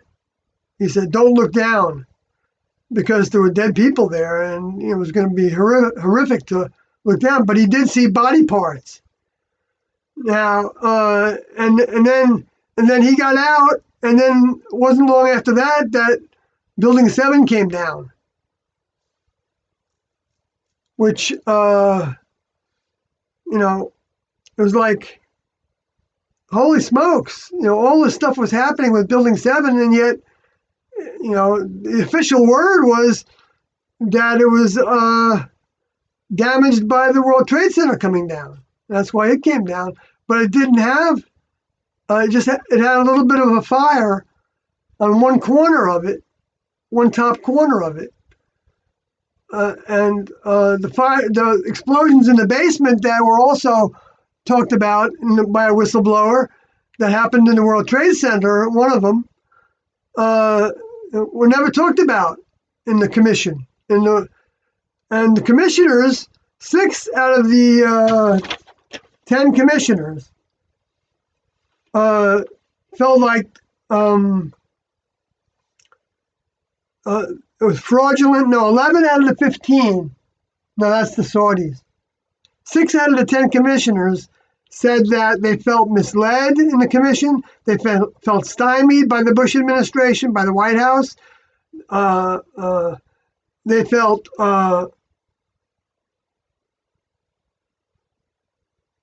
that there was a cover-up happening, and they felt like the military was doing exercises, were scheduled to do exercises at the exact time this happened, so that they wouldn't be able to respond quickly to the reports of the planes going off course. And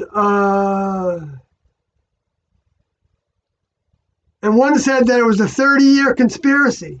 And this was in 2001, I think, where he said this, or maybe it was after that. But 30-year conspiracy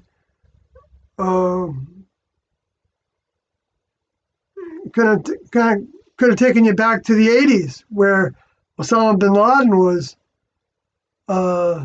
recruited by the CIA and paid for through the ISI, the intelligence of the Pakistanis intelligence agency, to buy weapons and support the training of the Mujahideen to go against the Russians as a proxy war with the United States against the Soviet Union. I mean, the links, the deceit that's involved in all this is so apparent that and that Robert Mueller of the FBI received the reports of the EPA problems, and other reports that I don't know if he was heading the FBI at the time, but he was, I think, maybe fired in 2010. So maybe he didn't want to go along with it. Anyway, I'm not going to go through any more details of that because you all can watch the same video for as long as that may be allowed to play. We can't trust that these things are allowed to occur. The benefit, the value of having them, I mean, the reason why we might have them for a while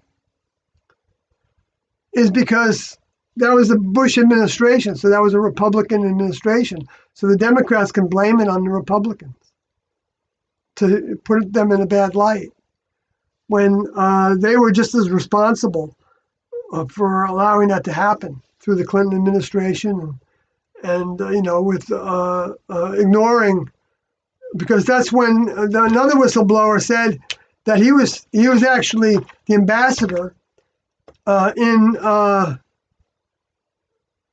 think it might have been Jordan or no, Saudi Arabia, and so it was his consulate that gave the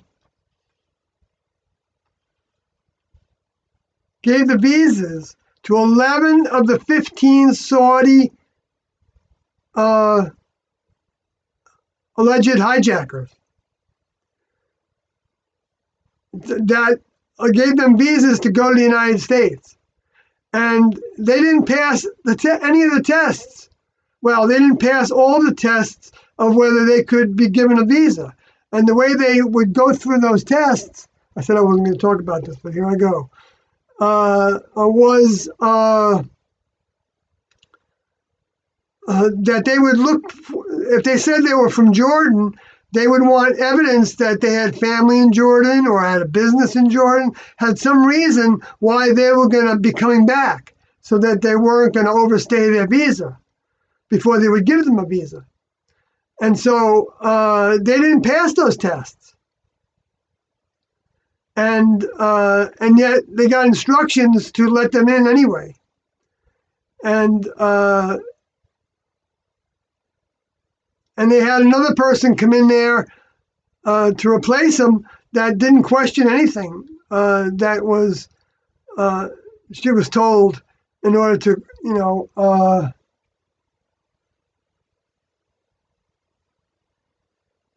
and then Mueller admitted not being certain about the identities on the suspect list of those hijackers. And they showed that some of those in those pictures were different people and weren't dead at all. And they showed two people that proved that they were alive and they had those names and that wasn't their picture.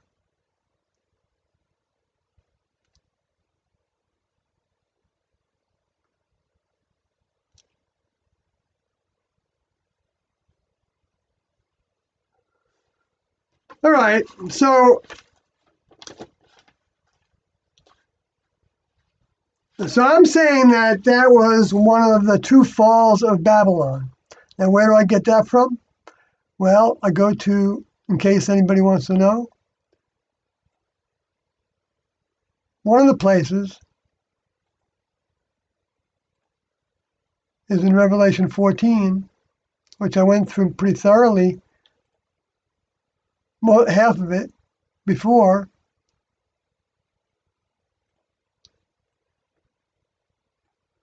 But I'll go to now.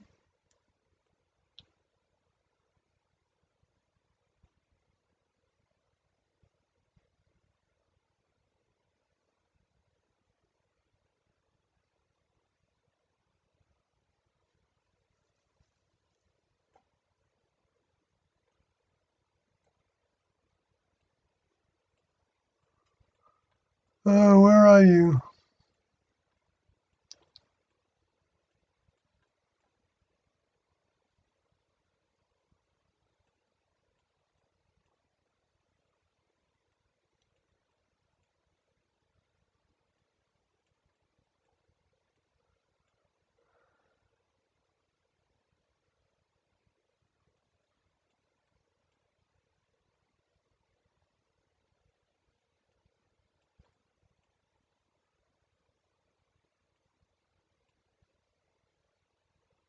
There it is.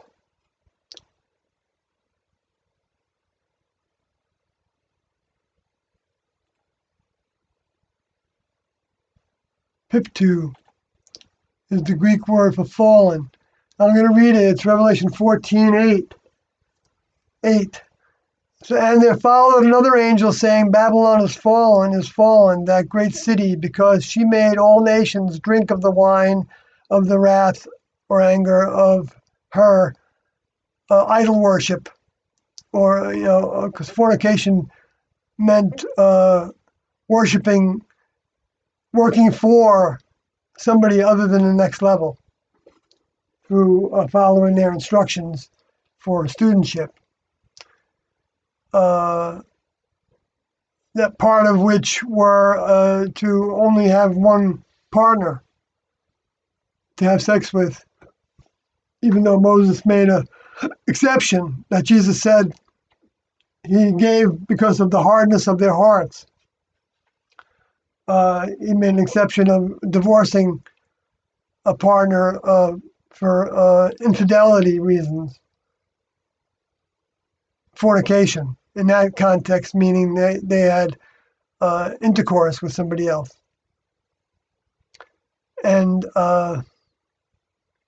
because the next level gave those rules during the Moses camp classroom, he said to bring some order to the civilization that was growing there. So they weren't acting like wild animals. Anyway, so it said Babylon is fallen, or Babylon fallen. I'm not saying this is 100% accurate, but they said it twice. So that was clearly a fall. Fall meaning, which occurs only as in the Greek word piptu, pedo, which occurs only as an alternate in certain tenses, probably kin to pedome, through the idea of alighting, to fall, literally or figuratively, fail, fall down, light on. So fall down is you've got the World Trade Center falling down, okay? So you even have it in that literal form. But there's also a fall down in morals and ethics and rightness and in terms of life, with all the people that died because of everything that happened from those events in the wars that followed. It was a fall from any remaining goodness that the United States ended up having in its operations was destroyed at that point. I mean, even the 2000 election seemed to be pretty deceitful, with the Supreme Court ruling over the sovereign state of Florida's voting rights by voting. The Florida Supreme Court voted to count every ballot, recount them, or at least in one or two regions or wherever they were, where they had all those irregularities, a lot of different irregularities, and how a certain level of criminal offenses like misdemeanors or something, or maybe it was felons that were supposed to be able to vote weren't allowed to vote, and redistricting that took place, which still takes place, to where they could get rid of certain districts having a balance of people that would vote in certain ways. Anyway, so there were always irregularities at the time in 2000, and then that's when Al Gore threw in the towel after he said that every vote would be counted. He said that publicly. I heard him on TV, and then moments after that, he said he conceded. He didn't even say it. They're conceding the election to George W. Bush based on the United States Supreme Court saying that they don't have to count the votes.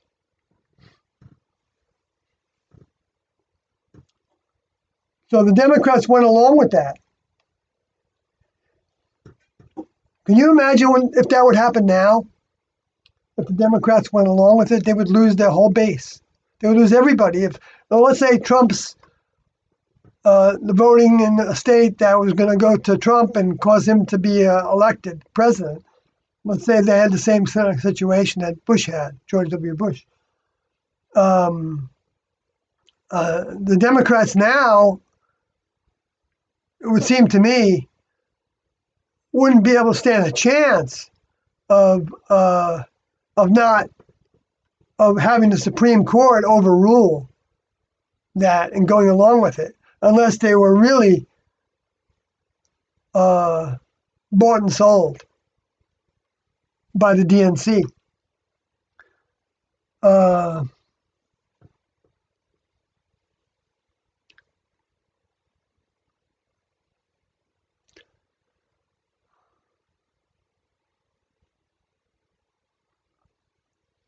And it wasn't very long after that Al Gore came out with the Inconvenient Truth documentary that even made me think that there's a truth to those charts that humans were causing global warming, until I just ran into somebody one day who said to me, well, it was two people that, one of which I respected his science knowledge a lot, and yet was a pretty open-minded individual, even on the unseen world, a kind of mind, spirit thinking, which was unusual to find among somebody that was a scientist to some degree. But anyway, so it said to me that the Earth is too big. The Earth takes care of the CO2, the carbon that humans putting out. It doesn't have an accumulatory effect that much, because the rain, washes it out of the sky, out of the atmosphere. And but all he said was the Earth was too big, and it was like a light went off in my head, and I thought, holy smokes, I believe that's true. And then I saw a lot of information about how, the sun was, well, I put that together, that the sun was more related to, I'm not saying I did it alone, I did it by studying different things that the sun was going through and demonstrating, and how people were talking about the solar wind and the cosmic rays, and how they would heat different, that the solar wind was actually blocking the cosmic rays coming from other places other than the sun. And that's what made me think that when I heard that not too long ago, I remembered how Tian-Do originally said in the first document they wrote that was published in UFO Missionaries Extraordinary. And then I remember saying, when I was in the first meeting that I gave publicly, where I said in a meeting in Worcester, Massachusetts, in a library with a packed house of maybe about 200 people. And I remember saying that the light is shining on us from a distant source, shining on our planet. And that's because Tian-Do said that was what was happening. And I hadn't connected that with the cosmic rays.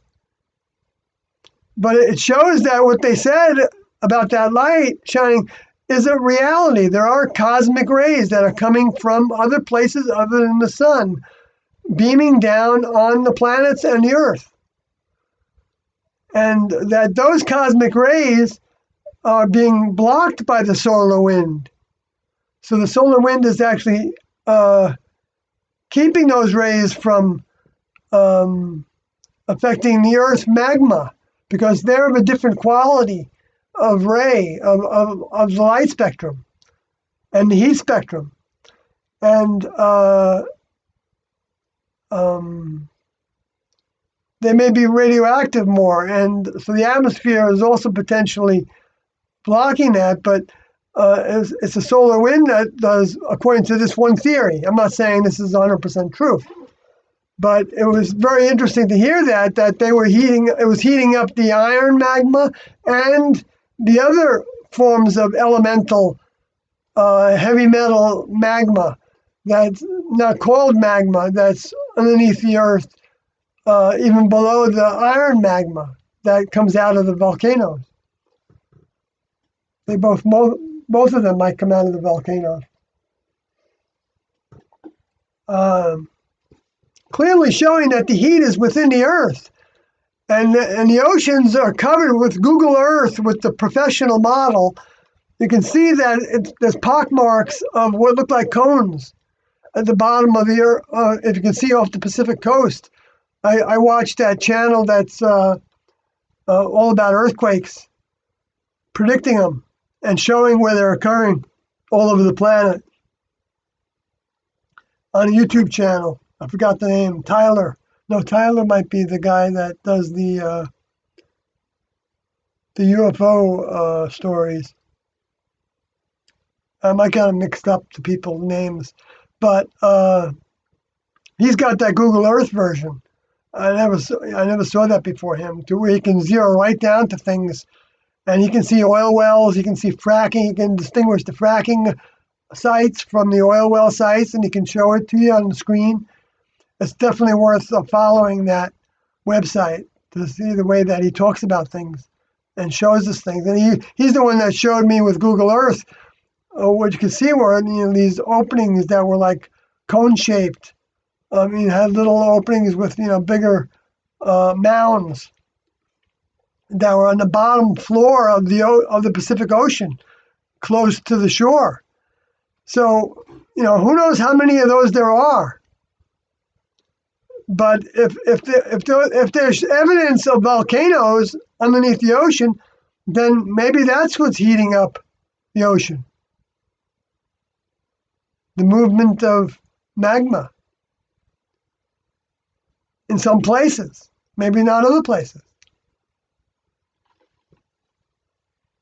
And the cosmic wind. And the solar wind can... Maybe I've seen other people write about how the solar wind can also be bringing heat with it. It does. Those elements that are very heavy they have atomic weight that does have a certain thermal signature. That's what they have their half-life, or they're actually producing heat. Radioactive elements are producing heat, even at the particle level. That's how they do produce heat. It's all at the particle level until it and the frequency level, particles and frequencies. The same relationship of physicality to mentality is demonstrated right down to the particles and to the cells and to the, because the cells all have their electromagnetic field, the polarity, the positive and negative poles, that if it's not healthy, they don't communicate properly. And so they end up becoming mutant cells that can become cancerous as the immune system tries to fight them. So all these things are so connected. It's amazing. It's amazing how these levels upon levels, that rely upon one another to exist. They're dependent on each other to exist just the way they do, even in their flexible forms, in their degrees of flexibility that they have to change. And so the second fall of Babylon, I believe, was what came during the black horse of the apocalyptic, four horses of the apocalypse, as Christians call them. The first one was the red horse, which is the war horse. The red had to do with being given the ability to wage war. So I'm going to definitely put down that I'm talking about Revelation 11 today. Shaking. and Revelation 14 falls. I know I've talked about this before, but I've got to keep on. I don't got to, but I feel like I can. So not knowing if other people are going to be doing this and being able to relate these things to Tiendo's teachings,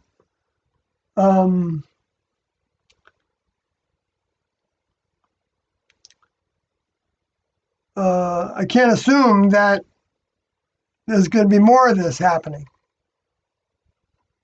So as long as I'm here, I'm going to be doing it as long as I can. So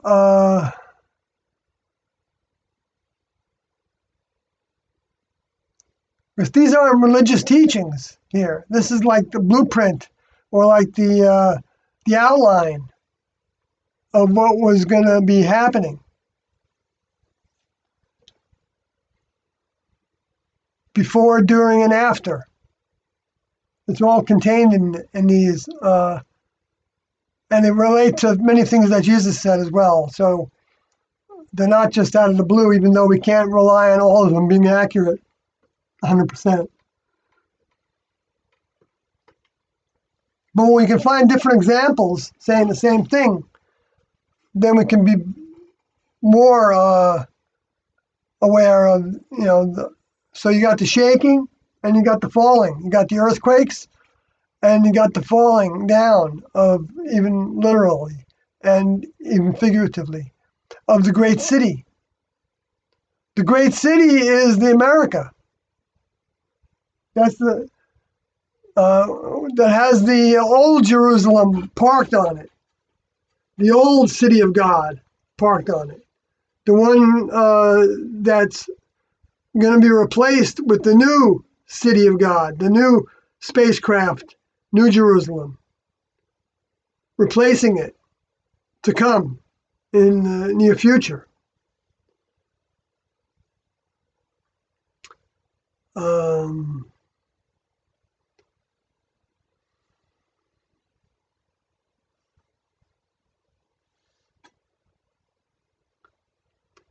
And because she made all nations drink of the wine and the wrath of her idol worship, false idol worship.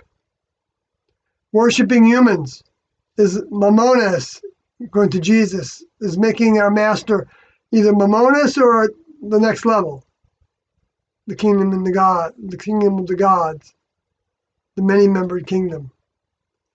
Not talking about the false gods, which are the Luciferian fallen angel souls.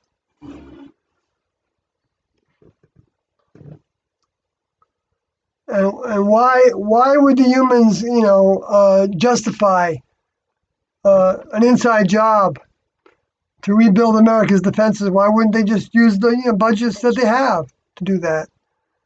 Why would they? Well, the lower forces are desperate to get off the planet, so they know that the most sure way that they can be guaranteed more funds for the humans to do that with, of developing technology to live off the planet, not only go off the planet, but to live off the planet is another big challenge, of course, is by creating wars, because then the budgets get expanded to account for the wars.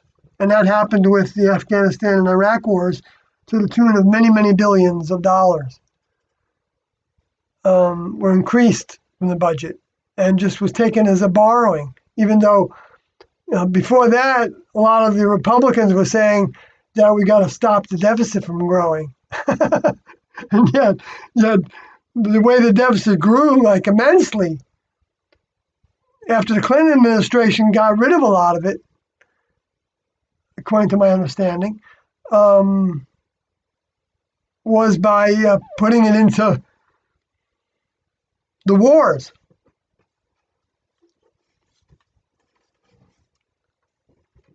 And then redirecting funds, to whatever they wanted to redirect it to, even with justification of building bomb shelters, building underground cities, which I have no doubt are being constructed as we speak in a number of places around the United States and world, I believe.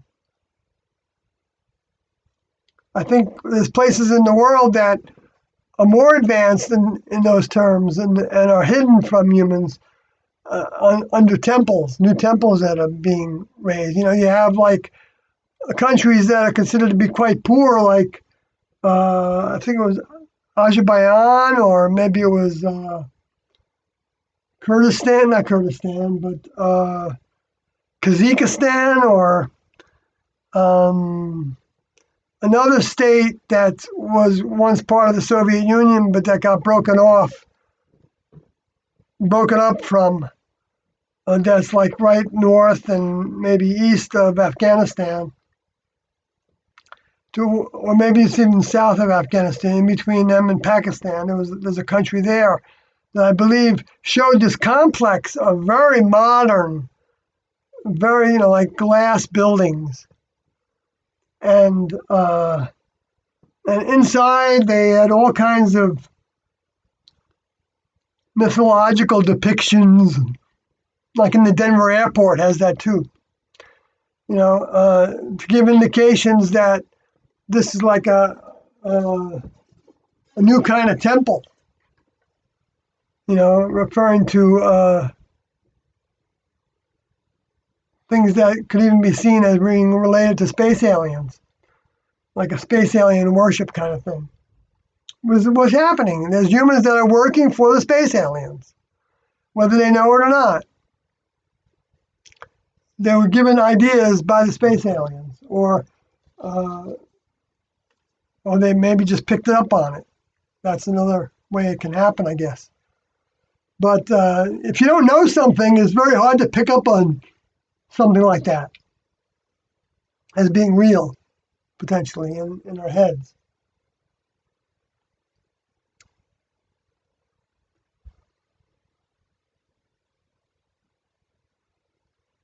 Oh, you're just telling me, Cub Doggy, that the live stream has cut out twice already.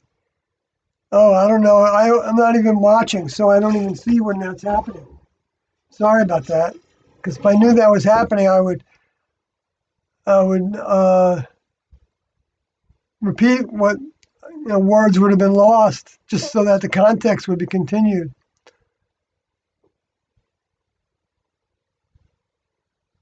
Something's wrong with my software. You know what? I'll update my software next time I think about it, aside from this, to see if that fixes it.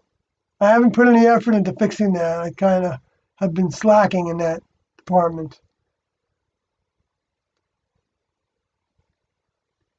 So when they came up with the financial crisis that redirected a ton of money to the government, even through fines, they got a ton of money. And by taking over the housing mortgage companies, Fannie Mae and Freddie Mac's, they became government companies. So talking about communism, we've got communalism with the government owning our houses of the people that, go through them. And that's all the low budget houses a lot of times. So the poor's houses are owned by the government. We already have many socialist things in place. Fire departments are socialist. There's nothing wrong with socialism because it's for the people. That's what I think is a more humanitarian form of government, is to have a government that's social, but not the same socialism to where everything is paid for by all the members automatically. So there's no motivation to work, or to just be satisfied with the status quo, people try to escape those countries, like I think was happening in Cuba. Although people can learn lessons in those countries, and they can still, grow in next level ways in those countries. You can grow in next level ways even in prison.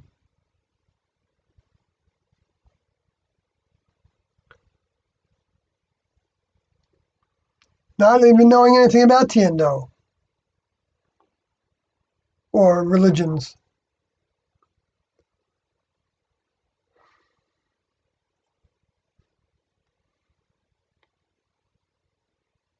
But pedome also means to fly.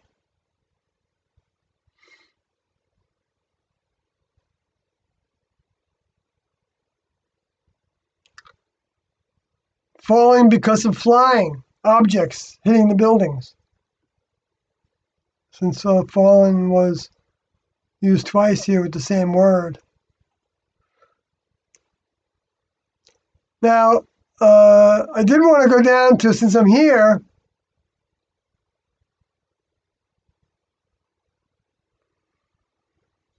to follow through with Revelation 14, since I did so much of it in the previous live stream.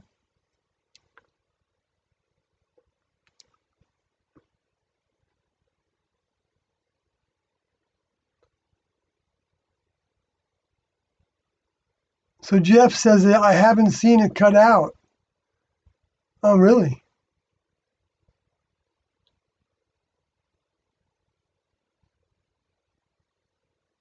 That's weird.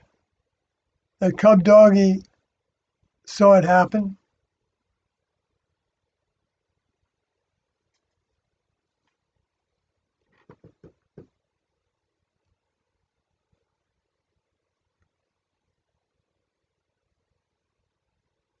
Hi, Jay.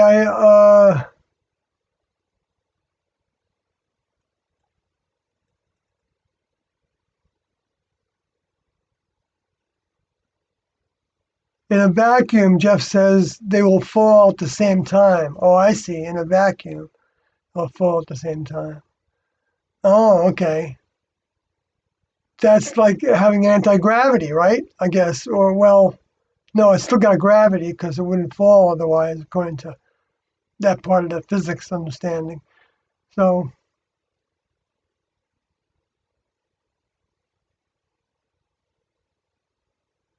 well, that then makes,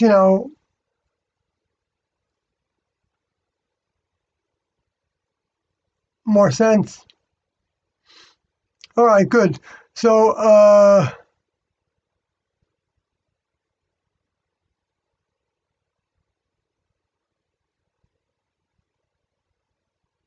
you just came in when Hillary Clinton, when I mentioned Hillary Clinton. Now, I was talking about, Jay, a documentary that was just came out that was 9/11 whistleblowers. It's on YouTube. You can search for it if you haven't already, and it's got a lot of good new information about it. I'll just tell you that much about it. I'm not going to go through. I talked a lot about it, but you can get that yourself by either listening to what I said, but I encourage you to watch the documentary yourself because we don't know how long it'll be around. Not that you need that for related to Tiendo, but it doesn't hurt because it seems to be related to the times. Tiendo always said, for a number of times they said that the next level was holding back the negativity that the humans and the space aliens wanted to stimulate to happen in the United States, especially, so that the classroom could continue without interference. And so, like when the 9/11 event happened and the Patriot Act went into effect, that started a lot of people having suspicions about other people more. Because even in, I know that when I got a job, contract computer programming in New Jersey while I was living in Vermont, I remember I would travel down to New Jersey for a 4-day work week of 10 hours a day, and then I'd go back up to Vermont for a 3-day weekend and to be with my family. And I remember when I would go to the post office in New Jersey, I would see how they were enlisting people to be watchful eyes in the community, looking for, anything that's suspicious. And it wasn't just a neighborhood watch, and it was part of that, though. But it was expanded. And this was years after 9/11 happened. So I know that kind of thing, was on a lot of people's minds. If they saw somebody that was in a vehicle that looked like they were Islamic or Muslim, right away they were, kind of blacklisted. And not just kinda, they were many times. And so that was like 1984, really taking a jolt forward towards fulfilling that prophecy, if you want to call it that, in that book. That no doubt the Next Level might have had a hand in helping that individual come up with those thoughts. So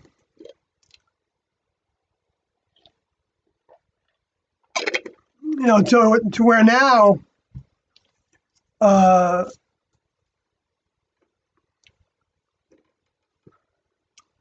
it's very easy to have a case against somebody, build a case against somebody that you don't want to see them talking or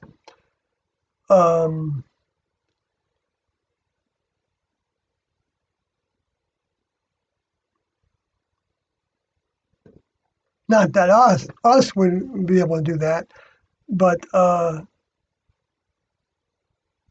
it's very easy to discredit somebody now and make them into something that they're not. We're getting to a place now to where it's not going to be very long before there's no difference between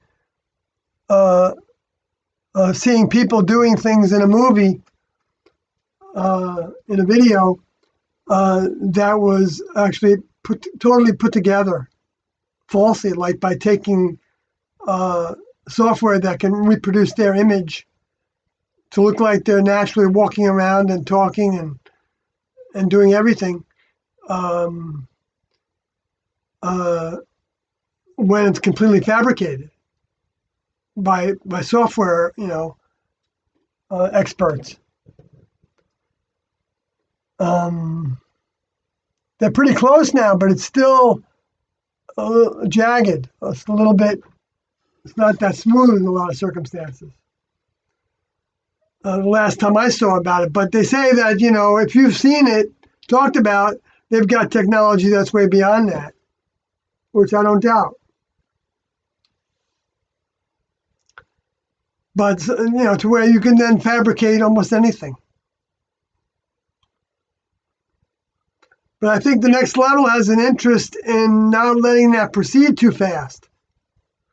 And they can have a crew that's assigned to watch those people that are trying to put that into effect more and put things in their way to hamper them, or just even, I don't know what the Next Level would do, but they want people to be able to see these things for a while now, still.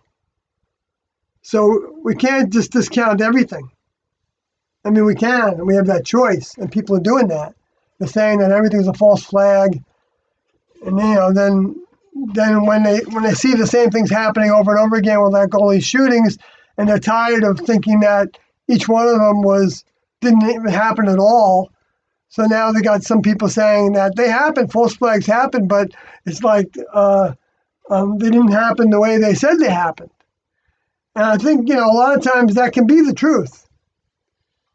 because we don't know what the different intelligence agencies can be stimulating, and that can go wrong in what they stimulate to where people do die. But in every circumstance, it doesn't have to be that. It can be, it can be just somebody that's got a lot of hate in them, and they're looking for a way to put it into motion. And they've been entertaining those thoughts for so long that they end up justifying taking horrible, evil actions against others and innocent people. And that's letting their vehicles get taken over by influences, by the Luciferian space alien fallen angels, even directly. And so, I mean, the next level might remove the barriers that they put between people actually bringing total anarchy and civil war to the United States too fast, to give people the opportunities to recognize Tiando's teachings and choose whether we think they're real or if we think that they're a bunch of baloney,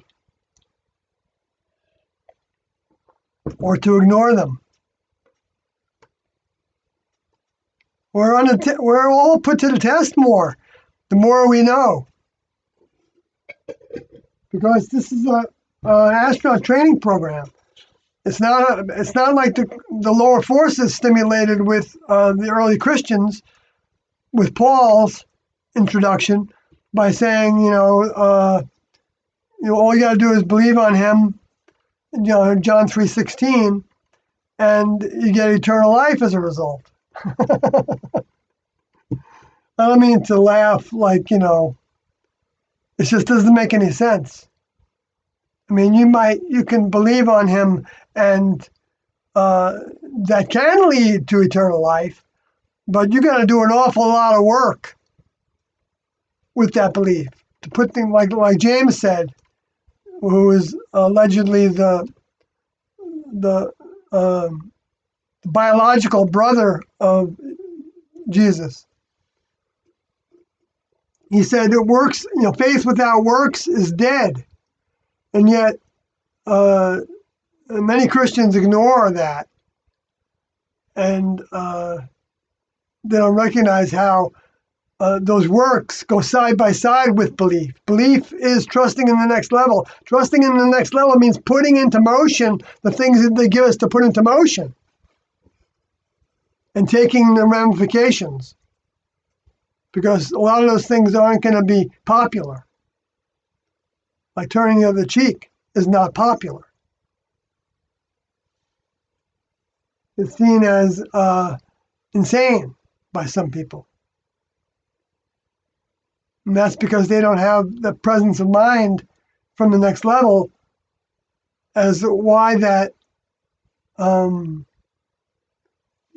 instruction was given, that guideline of how to respond to somebody that's your enemy.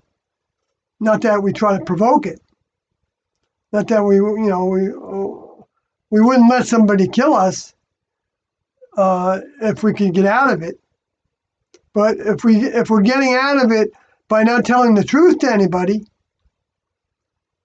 then about Tiando, that's the only truth that's necessary to be told to people that gets us to move ahead in growth. So if we don't do that and we die, even believing in Tiando, I don't know if we're going to get put on ice even for future opportunity. The souls and spirits. We might still be saved, but it's like it's all a progression in grades in school. So we can choose how fast we grow through the grades by by when things are removed from us in the human kingdom, not trying to get them back. Like, let's say we go through a divorce. We can take that of, well, maybe I can find somebody else to be my partner, and going back into it. Or we can take it as, you know what, I'm better off by myself. I can put more time to working for Tiendo and learning about what they were talking about, and even helping other people see the information for what it really is, and helping people to deal with all these things that are happening in the world that are so confusing anymore. The half truths and the quarter truths and the outright lies and deceit, and the way that the media, is so full of their own propaganda that they put out. Like a 97% number of the scientists, they said, in the world that were saying that humans are, well, no, they say 97% say that climate change is happening. And then they associated the words climate change with being anthropological climate change. In other words, that's not the right way to say that, but stimulated by humans. Anthropos is the Greek word for human beings. But and they don't tell you that what they did is they sent out a flyer, a questionnaire to, this might not be 100% accurate. They sent out a questionnaire to all the people that had said anything in their papers that they wrote, in their university papers, their thesis papers, their published papers, environmentally related, that talked about anything about climate change, that even used the words climate change in it, or global warming. And so they sent to all those people, they sent out a questionnaire that had a list of questions in it. And one of the questions had to do with, do they think that it's caused by climate change? By humans. And so all the people that responded saying that it was created by humans, or believing that it did, then that became the 100% group, because some of them didn't come out and say that. They said it was possible, or that it was it might contribute to the climate change, but that there were other factors. And so, but 97% of those were the ones that believed that it was human caused, and the 3% were the ones that said that it might not be human caused. So it wasn't 97% of all the scientists that wrote about the climate and the environment and studied the climate and the environment, because they didn't even use their opinions about whether humans were causing it, because they didn't talk about climate change as related to human activity. That's the way I understand that, where that 90%, yet what was put in the articles that were written and posted on Facebook was that 97% of the scientists agree that there's no question about that humans are causing climate change by their CO2 production.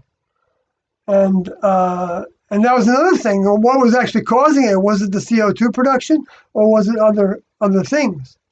Now, and I see people to this day quoting that. And to me, that's propaganda. I knew it was propaganda right when I saw it, because I thought to myself, 97% of scientists, but what qualifies you as a scientist? Does it mean that you have a university degree and you're teaching science? Well, yeah, that would. But what about all the people that are teaching uh, other forms of science outside the universities and the laboratories all over the planet? They're scientists. So I knew when they used that generalization, I know they got to put their headlines. They got to use a generalization sometimes with headlines. But they could have said 97% of the climate scientists, the climate related scientists, or the environmental scientists uh, that were sent the questionnaire. I know it's a bigger headline, but they could find ways to say it to where they're not putting out that little piece of propaganda that's going to be what sticks in people's minds, that they're then going to use as a argument against the people when they have a debate about it online or wherever else it is, in an NPR or on the different on Fox or whatever it is, CNN, which they hardly ever even allow debates on all those channels. Why is that? Why wouldn't they have debates about it? Maybe the Fox people have more debates about it. I don't watch Fox much unless something leads me to it. But I don't watch it on a regular basis. But they regulate what we see, and they regulate what they say, and they have less and less investigative reporters. And those investigative reporters, when they come back with their stories, go through an editor, and the editor decides whether they want to put it in the paper or not. And if they do want to put it in the paper, they decide what to change on it so that they're not going to offend their higher ups that have their opinions. And so there's bias everywhere through the whole system. And it's more so the more that they use people's money to justify their expenses. So it's the corporate media, the mouthpiece of the beast. So Trump is right in that respect. Although he's part of it, he's just as much part of it. But for the most part, the liberal Democrats, for the most part, and the independents, and the libertarians go in both directions, in a sense, the right and left, are all in bed with their favorite media groups and internet media groups to put out their own propaganda. Both sides of the aisle are putting out propaganda, and left and right. And so pretty soon, who knows what, the next election that happens, we've already seen evidence of how the elections can be rigged. Now, the Democrats have an interest in not rigging the elections, and the Republicans have an interest in not rigging the elections to where they can be found out, because the other ones are going to challenge it then if they have evidence about it. And you could see that a war could start over this next presidential election and senatorial elections, congressional elections. A war is already brewing, and it's happening from within. It's not a foreign nation that's taking over the United States. It's the deceit of the empire. It's falling. Babylon is falling. The new Babylon is falling. It's in ready and free fall now. It's not going to be stopped. Doesn't matter if Bernie Sanders gets elected or any of the other Democratic candidates. Not that I think Bernie Sanders stands a chance, but then again, I didn't think Obama would get elected. I was wrong about that.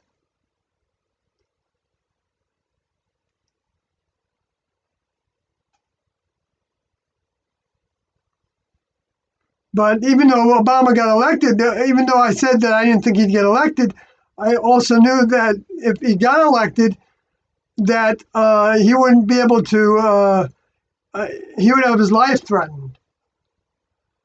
So that even if he wanted to do some of the things that were on his list that could be seen as being good and more humanitarian, like stopping the wars and things like that, that he talked about doing, that he would have limited opportunity to do that, and he would be threatened. And I don't doubt that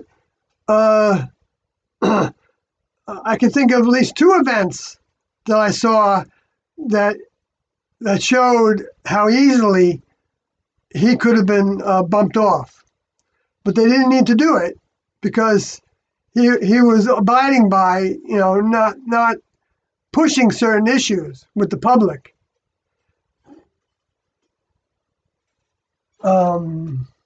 That would inflame people left and right, because they have an agenda to protect their own interests, and those interests are common for a lot of them, left and right, like the underground city building and all the things that need to go into the space program in order to learn how to build environments to where people could survive in space, and then therefore also survive better underground if everything goes to destruction above the ground, which I don't doubt is in the future.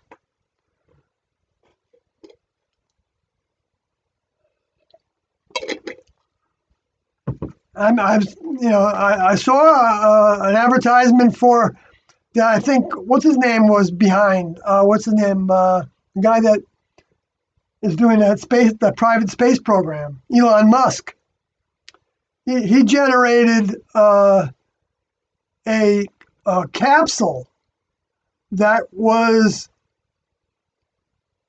to be sold, that was living quarters for people, that could be put in an underground facility that had all the things they needed to live in.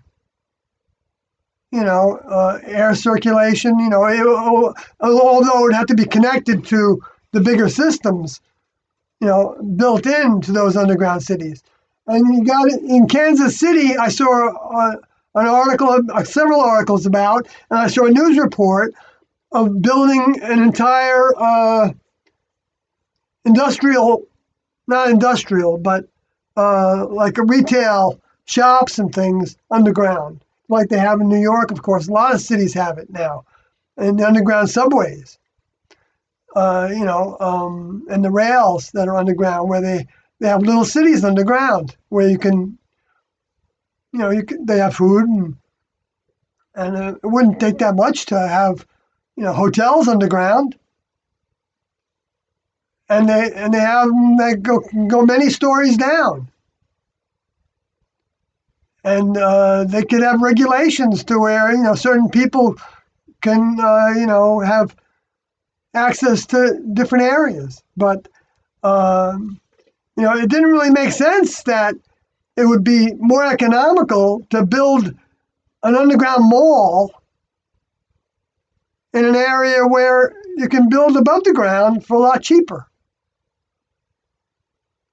At least to me, it didn't make sense because of all the infrastructure that you need to have an underground mall.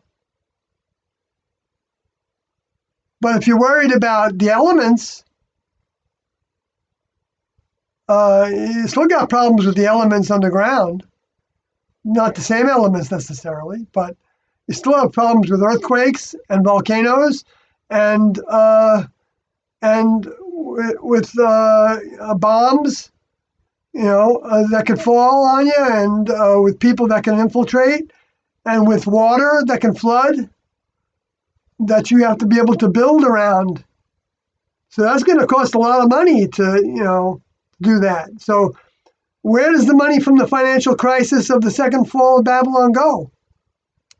Where do the fines go when they charge a corporation like they just charged, like Monsanto's about to be charged a big a big fine, and General Electric has paid some big fines for some of the things that they were doing that they were caught on, and the fines that were issued against uh, um, uh, the big investment bankers in Wall Street, because of the fraudulent things they were doing with the manipulation of those loans and things that they were doing during that nobody went to jail for, but they had some fines imposed on them. Who manages what those fines go to? You know, the Enron situation was another big one where people lost their pensions. Common people lost a lot. And just because that happened one time doesn't mean that that can't happen again and again and again. But the next level is holding it back, and the humans also don't want it to happen too often, because the people will revolt. It'll be, the cat will be out of the bag much easier, and then you will have people with armed resistance, like happened with. I just saw a report that was saying that Trump was reversing the program. What was it called?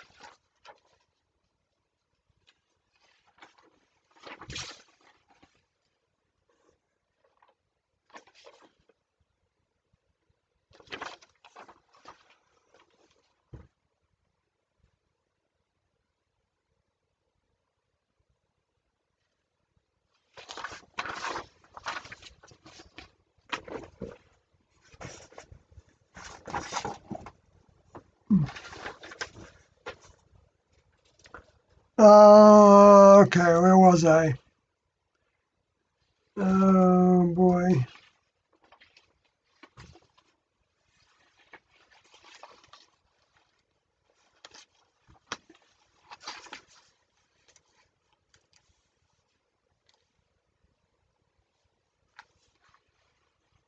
Okay, well, maybe I've gone through enough of that.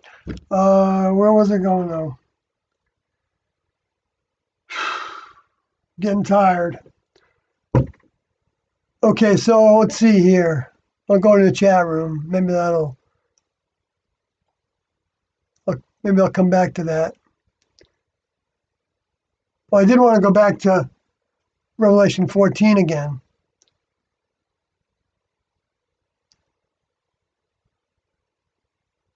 Perplitu,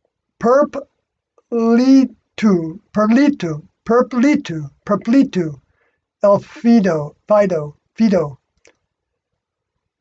That's an interesting name. I haven't seen before, something like that. Great, the spreading of the word. Thank you. I'm glad you're getting some value from it. Matt, hello.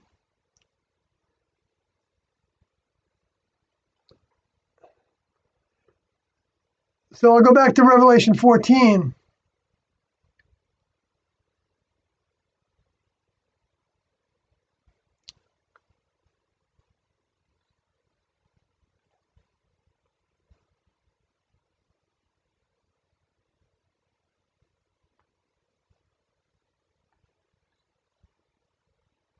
Well, I do believe it's propaganda uh, uh,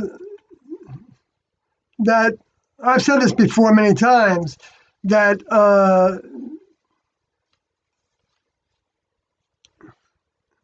that humans are causing the global warming, the climate changes that are happening.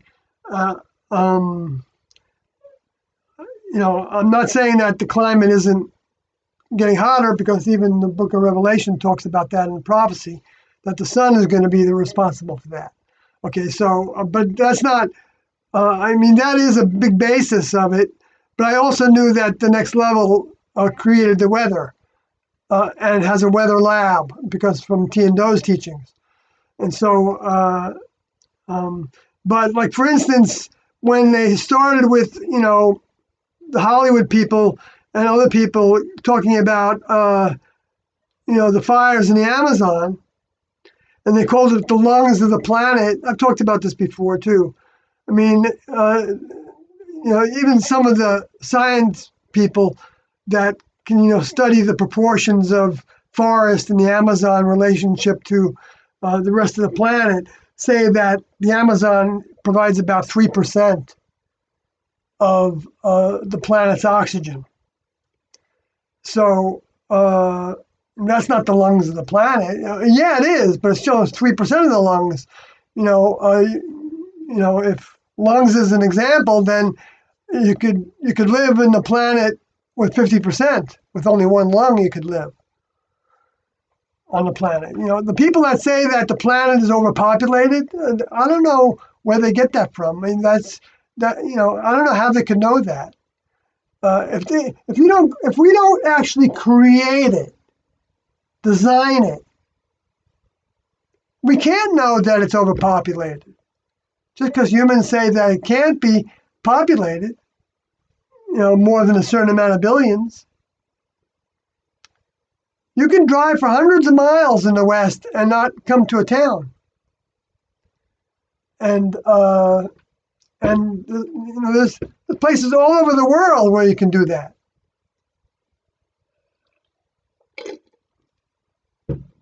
You can grow hydroponically. And you could probably learn to do it really well to where you're not providing food that's lacking nutrition.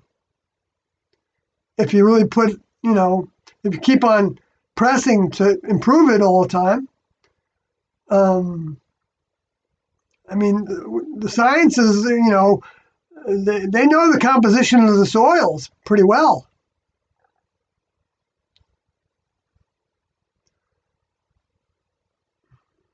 So that they can give those nutrients in different ways.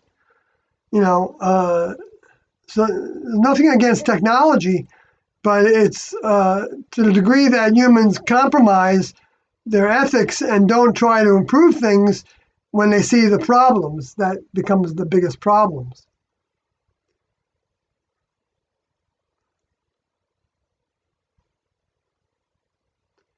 But how the way they're putting out propaganda, that's what I was talking about before, was like with this person named Greta Thunberg, I'm not sure I got her name right, 16-year-old young girl or young woman from, I don't know if she's from Norway or Sweden or Denmark or one of those northern European countries. They're making her into like a poster child, and to where people, are following her, and she has these things to say that, these little slogans that are, they're interesting. They're, in this, but then they're talking about, outlawing cattle production because the people want to grow soybeans in the Amazon, and so they're setting some of those fires so that they can grow soybeans there to make a livelihood out of it, or for the government to make more money, for things that the governments want to do in Brazil and the countries that are bordering Brazil and the Amazon. So the French ended up saying that they were going to give $20 million to Brazil to stop those fires. And are the French going to give $20 million to the United States to stop the fires in Alaska? They're not stopping the fires in Alaska. And there's a lot of big fires in Alaska. I know somebody that was in Alaska recently that talked about that there were fires there. That there were more than ever before, because they apparently are having more drought than ever before. Now I don't know how much of that is related to the fires, uh, and whether some of the fires are human caused. I don't doubt that humans are causing fires, but even the idea that humans are causing fires, like in California and Colorado and Utah and Montana and Arizona and uh, New Mexico and Texas with the droughts in Texas. I mean, there's some areas where the winds whip up and make the fires spread faster. And Colorado, maybe I said that already, but that people that are intentionally setting them are angry if they're doing that, and so that's another form of fire, that the earth was going to be recycled with fire. That's what the Next Level said through their record books, through the individuals that were serving them, to give those ideas out way ahead of time. All of them clearly talking, not all of them, but a lot of them clearly talking about the end times in different ways. I mean, there's Christians now that think the end times aren't here yet, because they don't think the end times are going to happen until Jesus comes back. And that's when he's going to take them to be with him in heaven. And then that's when the tribulation is going to start for all those that are left behind. And yet the same thing happened by Jesus coming back through the new vehicle that he said he was going to have. He was going to have a new name, a new vehicle. He's going to speak plainly about the kingdom. No more parables, no more telling stories, talking directly to people. He was going to show us the Father, so that we could actually talk to the Father ourselves, because the Father also loves us, according to John chapter 14 and other places. And I was talking about Revelation 3:12 before, and which I've gone through before to some degree in previous live streams. And so that was the return.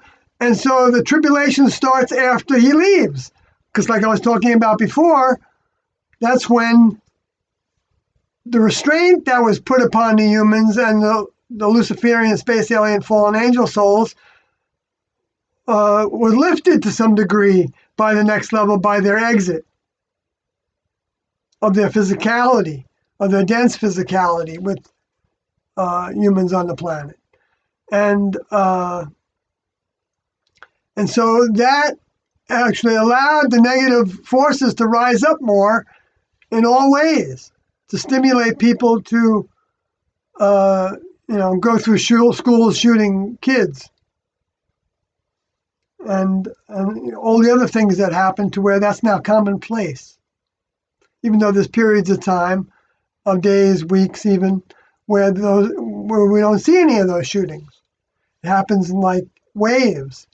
And I don't doubt that the Next Level can be actually regulating that still. And the ways that they have to regulate that can be very technical, very scientific. I believe they can put beams of light or different forms of energy into certain areas or certain vicinities that can actually stimulate people to grow or go backwards. And going backwards can mean, instead of just hearing thoughts of hatred towards somebody in their heads, because they would have allowed that programming to exist in their heads, they can then develop being convinced that they're justified to enact those hatreds on people and even say to people that I had to do this because the devil told me to, and I had to, even though I knew it was wrong and it was evil, I had to be the instrument of it. You see, they can become so twisted and so taken over by the lower forces that they can completely lose sight of, and then they can be in jail and wonder why they got there, and they can seem like a nice person in jail after that, and they can become a born again Christian then, or a born again Muslim, or a born again Jew, or a born again Hindu or Buddhist, or whatever it is. I mean, I'm not sure those things are happening to that degree in a lot of other countries as they are here. Here they're happening definitely a lot now. And that's because there's increased heat on this planet in all ways. The heat of the passions, the way that sexuality is being revealed throughout a lot of the rich and famous and the leaders, that they can't restrain themselves. They get so full of themselves, and they get so full of their positions over people, to where they start to believe that they are God's gift to people, and that if they don't make the hard decisions, that the humans aren't going to be capable of making the hard decisions. And in that way, then the whole thing of saying that global warming is human caused, the good thing, the positive that can come out of that, the way I see it, and the positive that can come out of all the negatives when we look to the next level for the positive.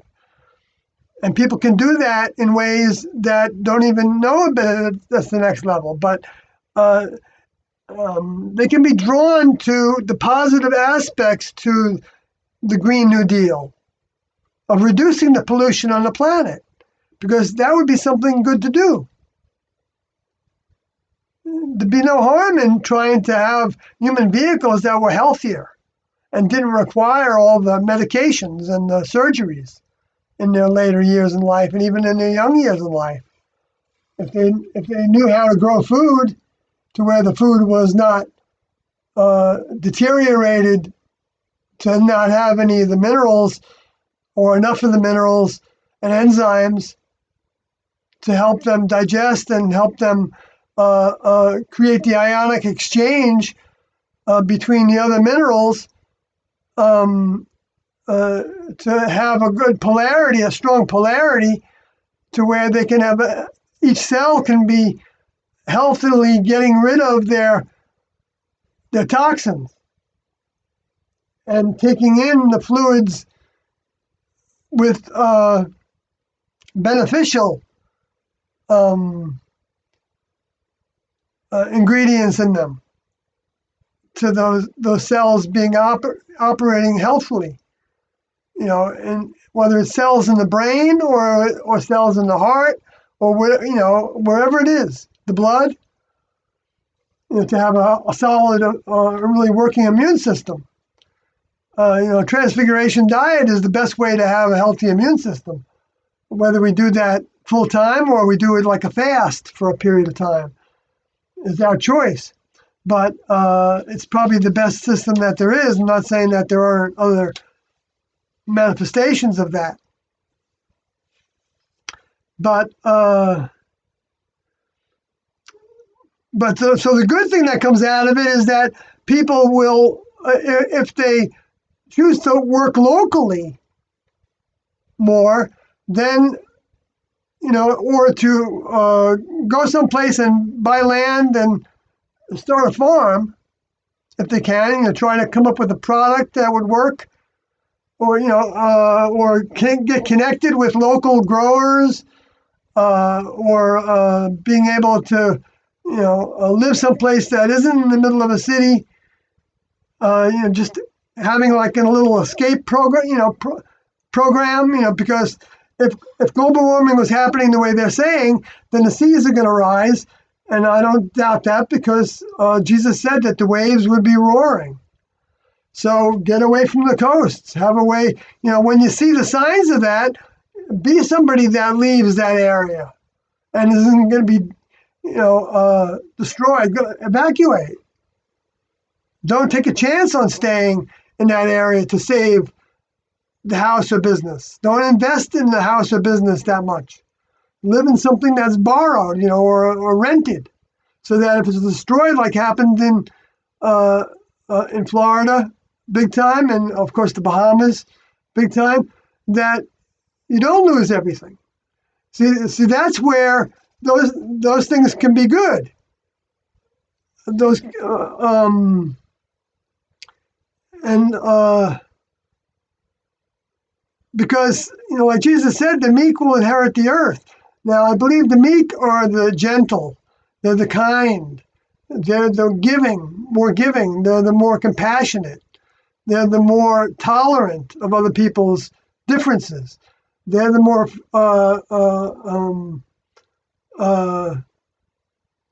humanitarian.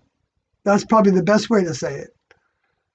So they're gonna have more feelings for the people that are the migrants that are leaving their world because that even if the migrants are even if some of them are criminals, or doing bad things, trafficking in people, and using that opportunity to traffic in drugs. Uh, Compared to what's being produced by the drug companies, and the Oxycontin and the fentanyl and all that, it's a drop in the bucket. What's coming across the borders? I mean, of course, coming across the borders through China it's a drop in the bucket. I would suspect what's coming over the borders through the actual people that are going over the borders. I mean, know there's shipments coming across the borders through boats and planes and through the mail and through cargo and that's the greater way. All that's coming across the borders, not the people that are actually on the ground carrying backpacks. That would be the stupidest way to send drugs across the border, because that's the most likely way they're going to get caught somewhere along the way.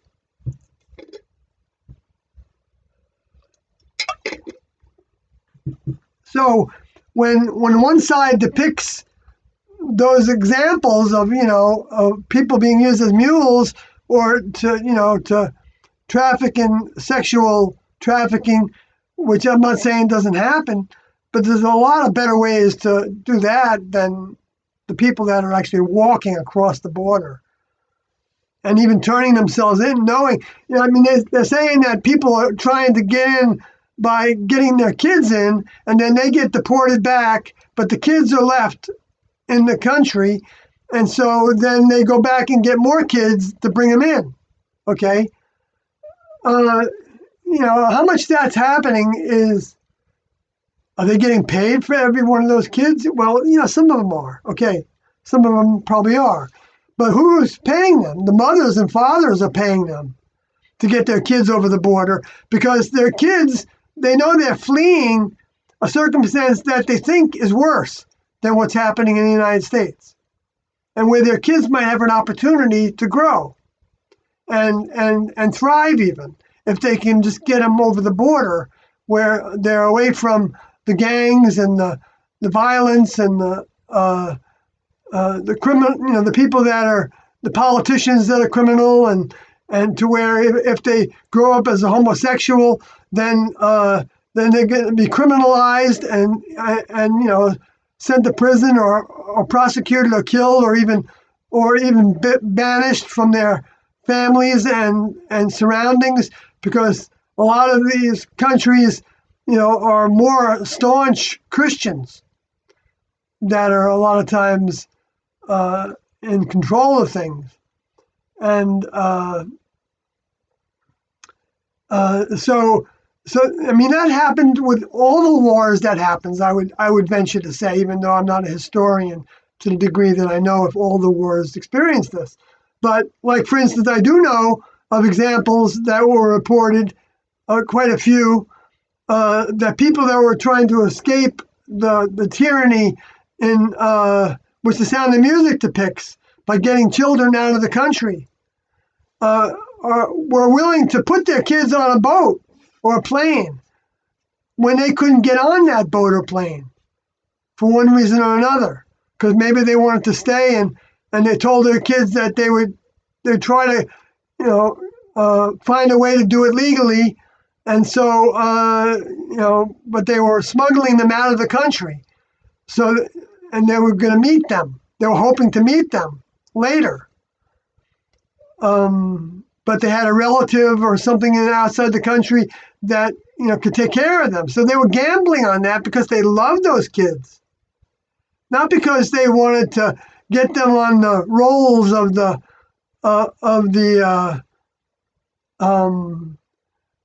welfare necessarily. I'm not saying that might be part of it. They might know that they can get help like that, and so that might be part of the effort. But listen, if you have nothing, if you've left everything behind, and you have nothing but pretty much the coats on your backs, why wouldn't you, want your kids to have something better than that, even if you die trying?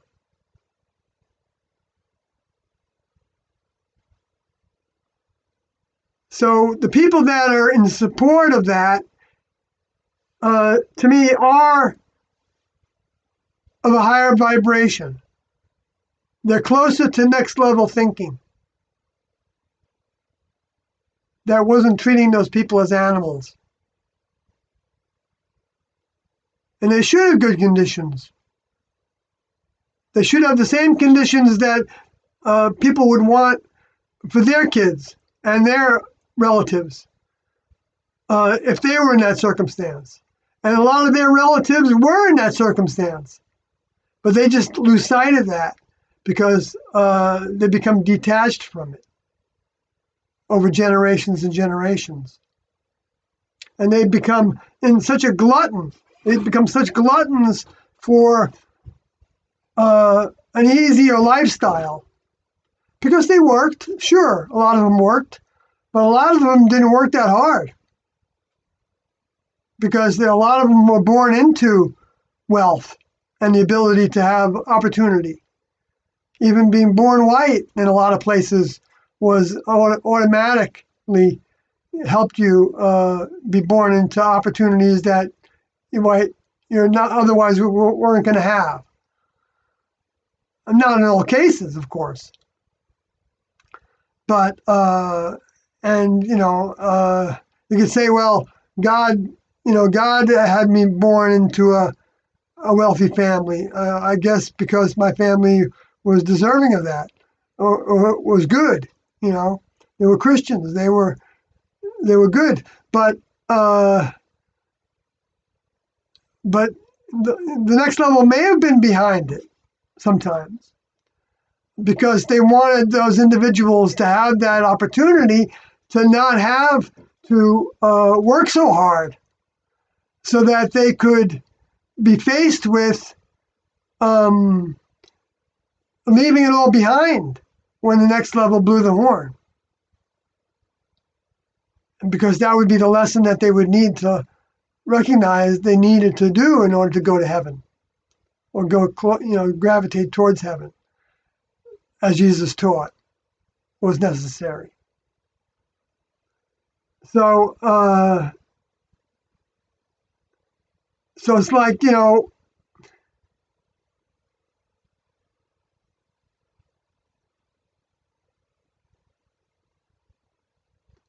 I know I'm using this live stream as a platform to go through all these issues, but I don't know why that would be a wrong thing for me to do. I know some people are going to be having fault with what I do, but there's going to be always people that find fault with everything.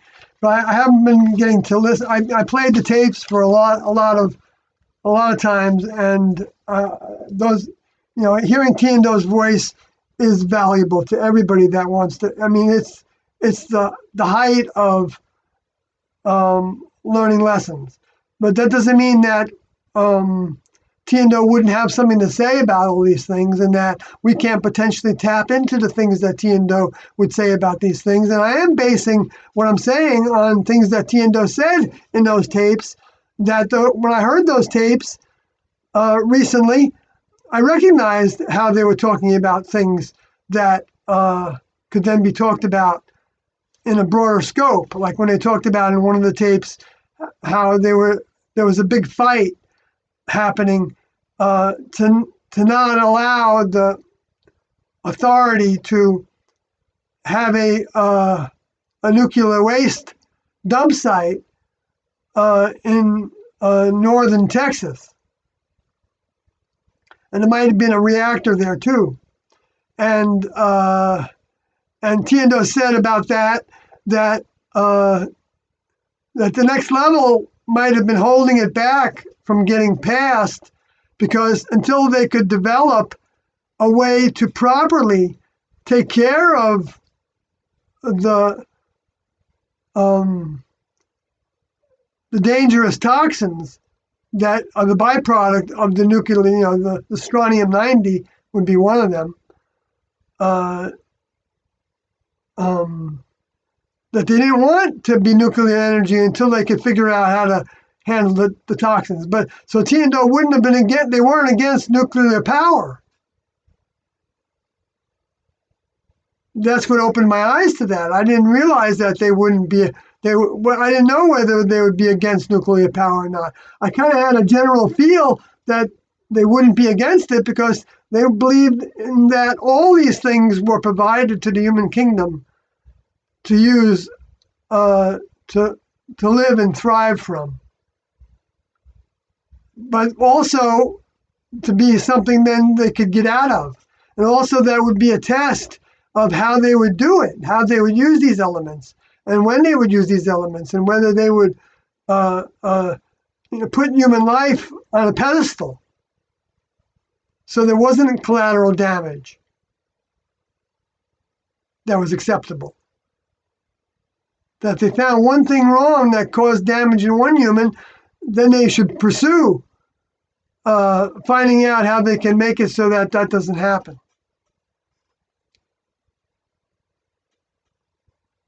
Before they continue it to happen. But the way it happens in this world is, I mean, there could be some, I mean, I don't doubt that there's many people that are scientists that are trying to figure out how to, have safer nuclear power and safer vaccinations and safer pharmaceuticals and safer fossil fuel industry and, cars and whatever. But they don't get the bulk of the research dollars. I've seen some reports that a lot of the pharmaceutical companies, are hardly doing anything new because they don't want to put that much money into their research. So they're not really correcting that much. And they just are kind of readapting formulas, that do more, and a lot of them justify. They say, well, look at all the people that are benefiting from this.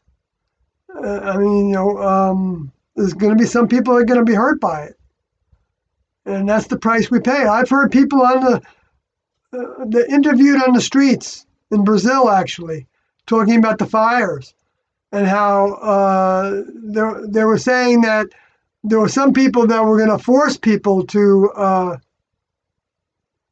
stop growing the beef products or the soybeans and the fires. I think that's what it was about, but it was something like that. And the government was doing that. forcibly stopping people, and people could even be potentially dying because of that. And I heard them say in the interviews that were taken, well, that's the cost of doing something good for the nation. That some innocents were going to die. That's not appropriate to have that. We don't have that judgment. The next level wouldn't have that judgment. They want every human to have the opportunity to grow closer to the next level through the use of their body, through their lives, to whatever degree or whatever grade in school they're in.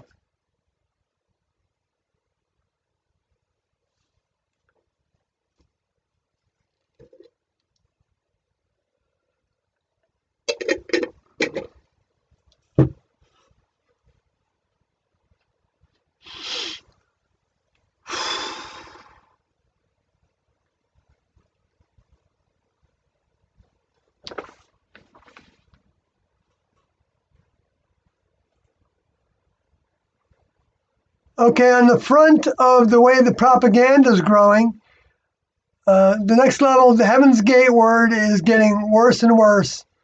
It's getting more and more used in for comic strips, sexual things, businesses that are anything but what those main words can mean. Taken as, that everybody who dies passes through Heaven's Gate. And that's what's been happening the most. And that's going to continue. It's getting more and more, though, because I get the feeds from all the Heaven's Gate stories that Yahoo and Google send me.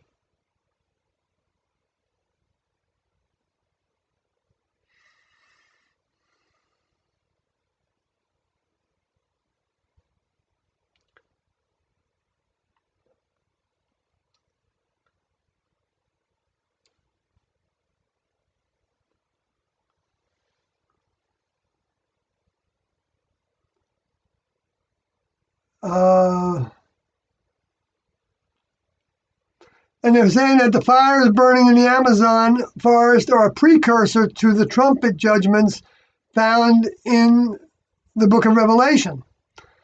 Well, the trumpets have been sounding since the early 1900s. That's how I've been able to document. And that was through backwards engineering what Teodos said happened with their arrival in the 20s, and then their manifestations physically with their physical bodies being deposited, left here or given to the humans, the dead ones, in the spacecraft crashes, so that humans would see that there were beings that were not humans and that were from that came from spacecrafts that weren't human generated, and so they would know that there were beings from otherworldly beings outside the Earth and even solar system. So it's like that happened. So when I saw that happening with the fifth trumpet, which I should go to that sounding, because I never went to there.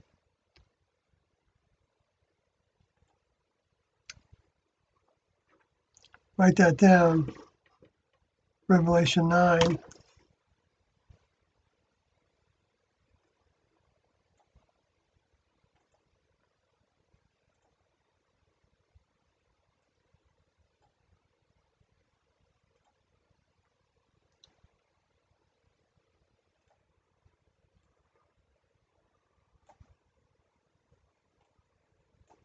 Okay.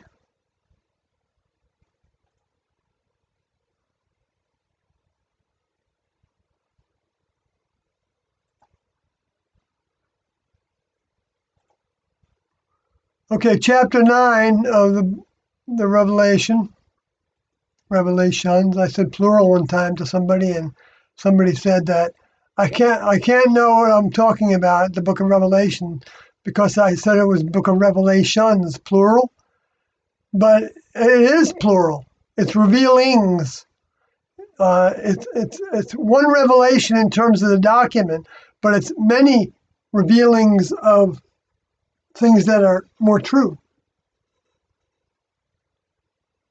People can get so caught up in little tiny words here and there that they think it discredits you to say anything.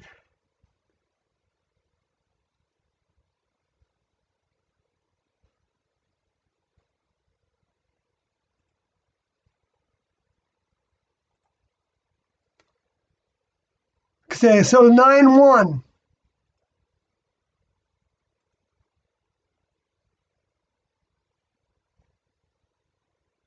Oh, it goes back to that. Why doesn't I just leave that setting? Oh well, I shouldn't complain too much. It's been very useful software for $8.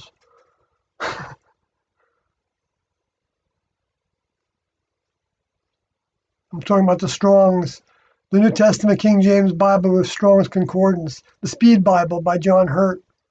He provides for $8 for nonprofit use. And it's got a lot of parts to it, a lot of different versions too. I use the King James because it's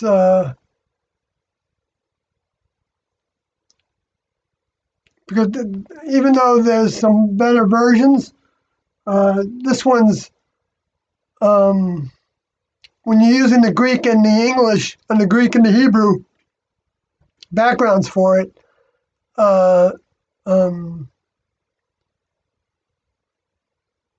you're not really lacking what the other ones provide. You're lacking actually more. You're seeing more of what the other ones provide because some of the study Bibles don't provide even as much data as you can get from Strong's and from Thayer's as well, and also from the Encyclopedia of the New Testament, which I used a little bit of, but a lot of it's very difficult to really source out with a lot of its Greek. We're not an easy way to understand the Greek unless you have a Greek dictionary with you the whole time. So anyway, but I mean, here's the Greek here. It's listed on the software. Chi is and anyway, but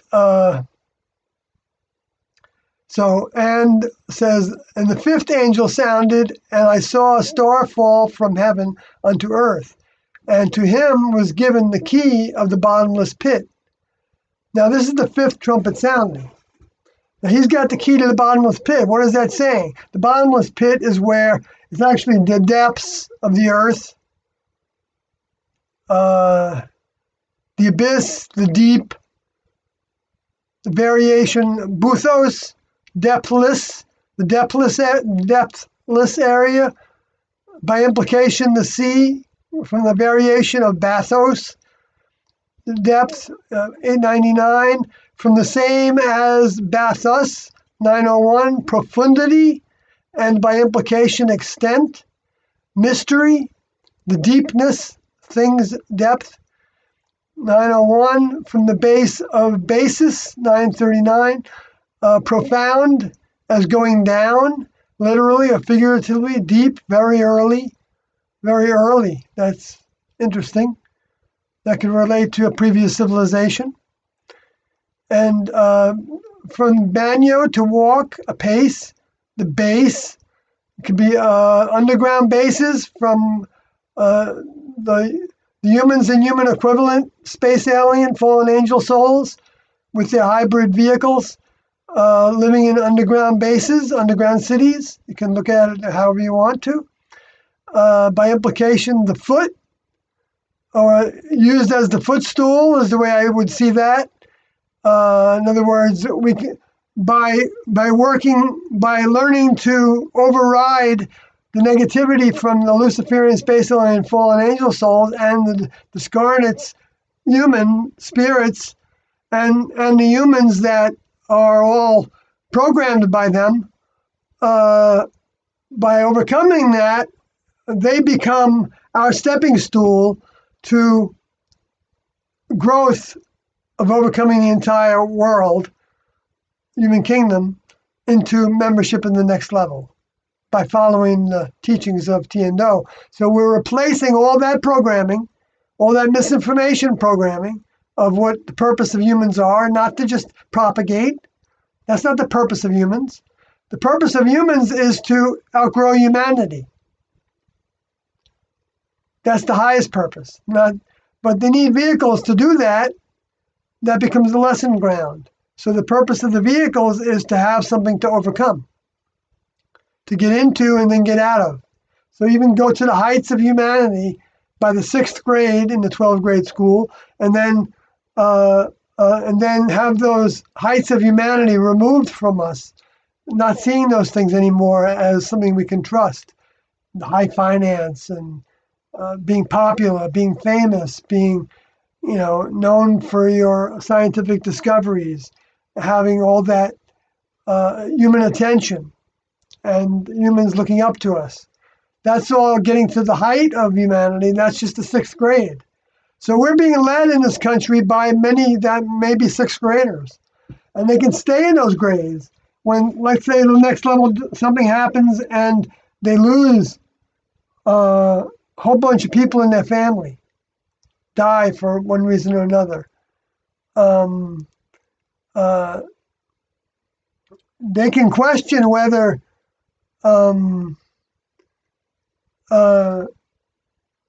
what they,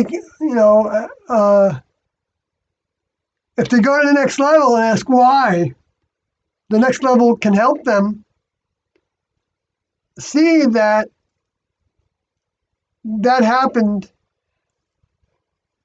for whatever reasons. It's not part of the same equation. But whatever happened, not that the next level makes those things happen. They don't make those things happen except when they do it by natural disasters. But even those things they give warning to most of the time, like well in advance, by having multiple hurricanes come to that area and getting worse and worse, and giving them more opportunities to flee and live someplace else.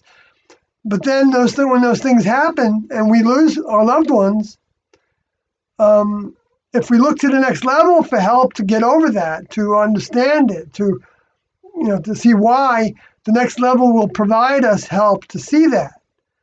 But if we don't take that help and try to improve the circumstances that cannot repeat that same lesson, like was moving from the coast, so that we're not in that same harm's way with our families. That would be learning a lesson. Then something else might happen, and we might move out of a big city because of the toxins in that city, or the crime in that city, or the whatever it is, or the way that Big Brother is clamping down, and the way that they treat people in that city that are different ethnicities or different colorations or different religions or different sexual choices or different gender. Leave those corporations that are demonstrating bigotry and biases, instead of saying, "Oh well, that's just the way they are." I'm not part of that, even though they might be part of it in the sense that they derive their income from that. I mean, I'm not saying that they should just quit, but they can ask the next level for help to look for a different type of job where they're not working for a company that's obviously promoting and not dealing with negative, biased, bigoted, anti-humanistic behaviors and ways. So in that way, we can grow to have a higher form of humanitarian. And that would be what Jesus was teaching. That if you have more than one coat, then give your coat to the person that needs it. He wasn't saying give your only coat to the person that needs it. But even if you did that, the next level would be smiling when you, even if you froze. And you'd be given another opportunity to, you would have overcome being, putting yourself first.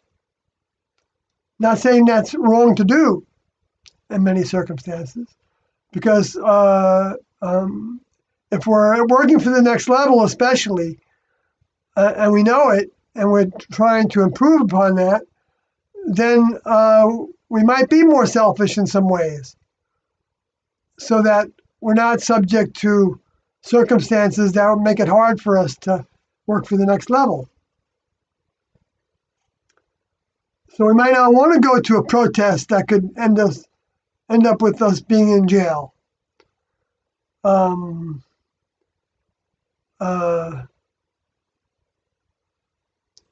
Because we might not have access to the internet in jail, and we might not have access to many. We could help the people in jail, but that might be a limited amount of people. Maybe a certain amount of time in jail could be beneficial for to help the next level, help people in jail.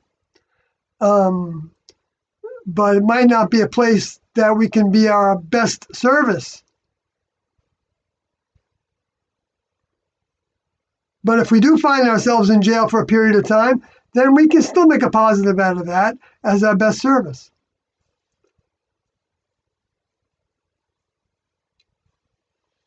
But we can also ask the next level to help us find a way out. And they can put some things into motion to help us get out, unless they think we need that lesson of a prolonged time in the next level. When we're asking the next level for help with whatever it is, they're going to pay attention to it if they see that it's from our heart. If it's just a casual asking, okay, next level, prove to me that you're real. I'm going to ask you for help. Most of the time, sometimes they might help you, but some of the time they're going to say, Tiendo indicated this, that they're going to say, you've got to build up your thirst a little more, because we don't really need you to grow towards us. It's for your benefit. And if you don't have enough thirst to really want that help, not just as like a proof, like a miracle kind of thing, which won't last. If we give you a miracle, it's not going to last. It won't be long before you wonder if that really happened, or if it was a dream, or if you're seeing it in a different light than you first saw it. And it doesn't really mean that anymore. And that it really means, that heaven can be on earth, or that we can solve the problems in the human kingdom, that humans can solve the problems in the world, on the globe, can reverse global warming. What an illusion that is. And what a way to make profits, right? To take money and send it to, different countries. These days, with all the printing presses and the digital finances, France to offer $20 million to Brazil might be simple to do and doesn't affect anything in their budget.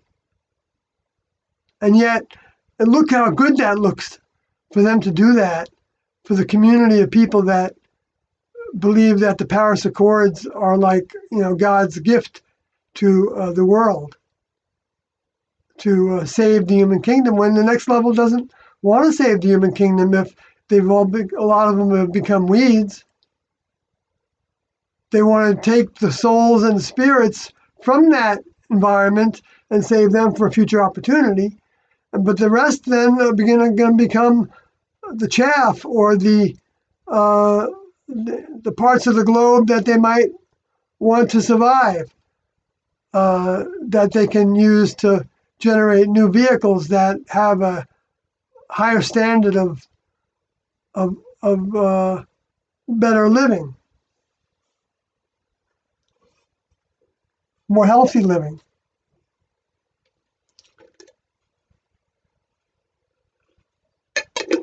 Okay, folks, I've been yapping for 3 hours and 42 minutes, and went through a lot of things, and I know I didn't say as much about things that Theodore actually said, but I wasn't making things up either. I was trying to, as I go along, try to say that Theodore indicated this or said this. Maybe I didn't do it as much as I could, but it seems to be all related. I mean, the things that Jesus taught are part of the things that T&O were teaching. They said they were bringing updates, but didn't mean they were bringing updates to treating people with kindness. We were to treat one another with kindness, even our enemy. The individuals that want to be the enemy of us.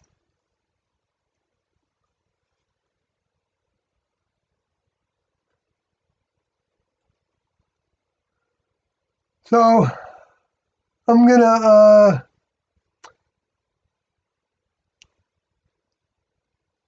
just hang in here for another couple minutes and see if anything else comes to mind.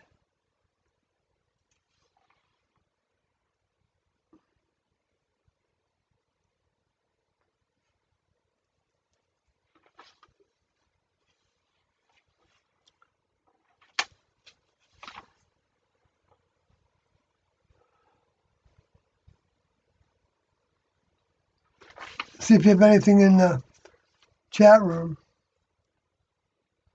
Thanks, Jeff. Beautiful, beautiful Chicago. I'm glad you like it there. I'm not saying there's anything wrong with Chicago. I spent a little time there with the classroom.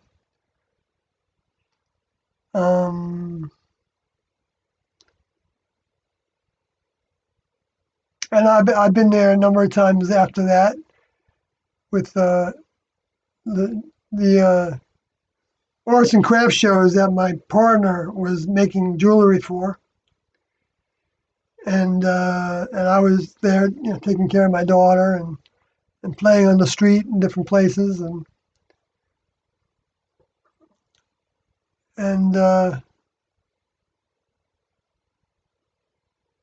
there's good things and beautiful things in all places, I think. Well, and there's people doing good things. I know that. Like there's a lot of movements in the cities, for growing food on the tops of the buildings and in the vacant lots and hydroponically and so that people in the cities can have locally grown products that are organic and I'm not just saying organics is a good thing. I think the more we can do things without chemical fertilizers, the better, I think. Not that they're all bad. They're not all bad, but when they're in the foods, we do have to have a strong immune system to try to filter them out. Otherwise, allergies are really big time problems. And because allergies are particles. My understanding is are particles of food that aren't able to be digested or eliminated, and so they end up making their way through the thin wall on the colon with the fluids that are absorbed through the colon wall that end up going into the bloodstream. They actually end up being the flesh that supplies the bloodstream with new blood. What a mechanism. What a amazing, amazing mechanism. Beautiful beyond description, the human bodies and the whole systems of kingdom, plant kingdom, animal kingdom. Okay, let's see. Jeff says, didn't you say there was a meeting in Rockford, Illinois? Uh, well, it would be in the Heaven's Gate book. And I'll make that the last thing I do.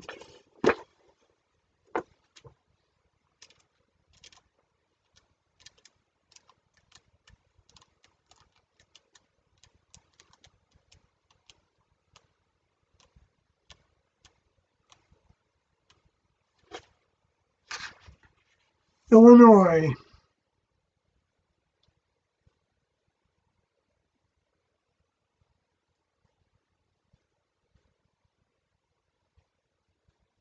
Huh, that's really weird. Oh, there it is. Chicago on July 26th, which was the one that uh, um, I was a part of, with one or two other groups joined together with the group that I was with in Chicago in 1994, and put on a meeting at the University of Chicago. And Glen Ellen was another town on July 28th. Well, I wasn't a part of that one. And Palatine on July 24th. Oh, okay. It happened before that I was not a part of. Um,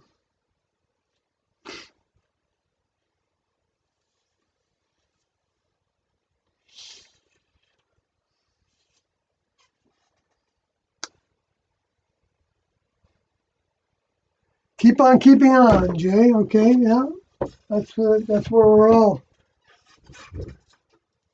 attempting to do. So have a good night, you all, or morning, afternoon, next few days, and I hope we get to do this again. And let's see, I didn't go back to that verse in the did I on the fifth angel sounding.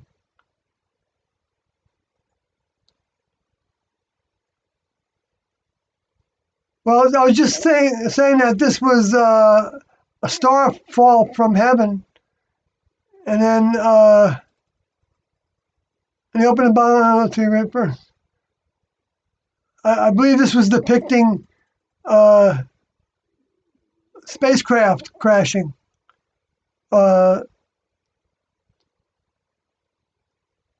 because it's coming from heaven, it's a star fall from heaven, which with members of the next level on it that sacrificed the vehicles they had, the physical bodies they had, because they would be the only ones that had the key to the depths. I could say more about that, but it would take another 15 or 20 minutes, but maybe I'll continue it another time. Revelation 9:1. In the next broadcast, maybe I'll talk about that a little bit and go a little further in that.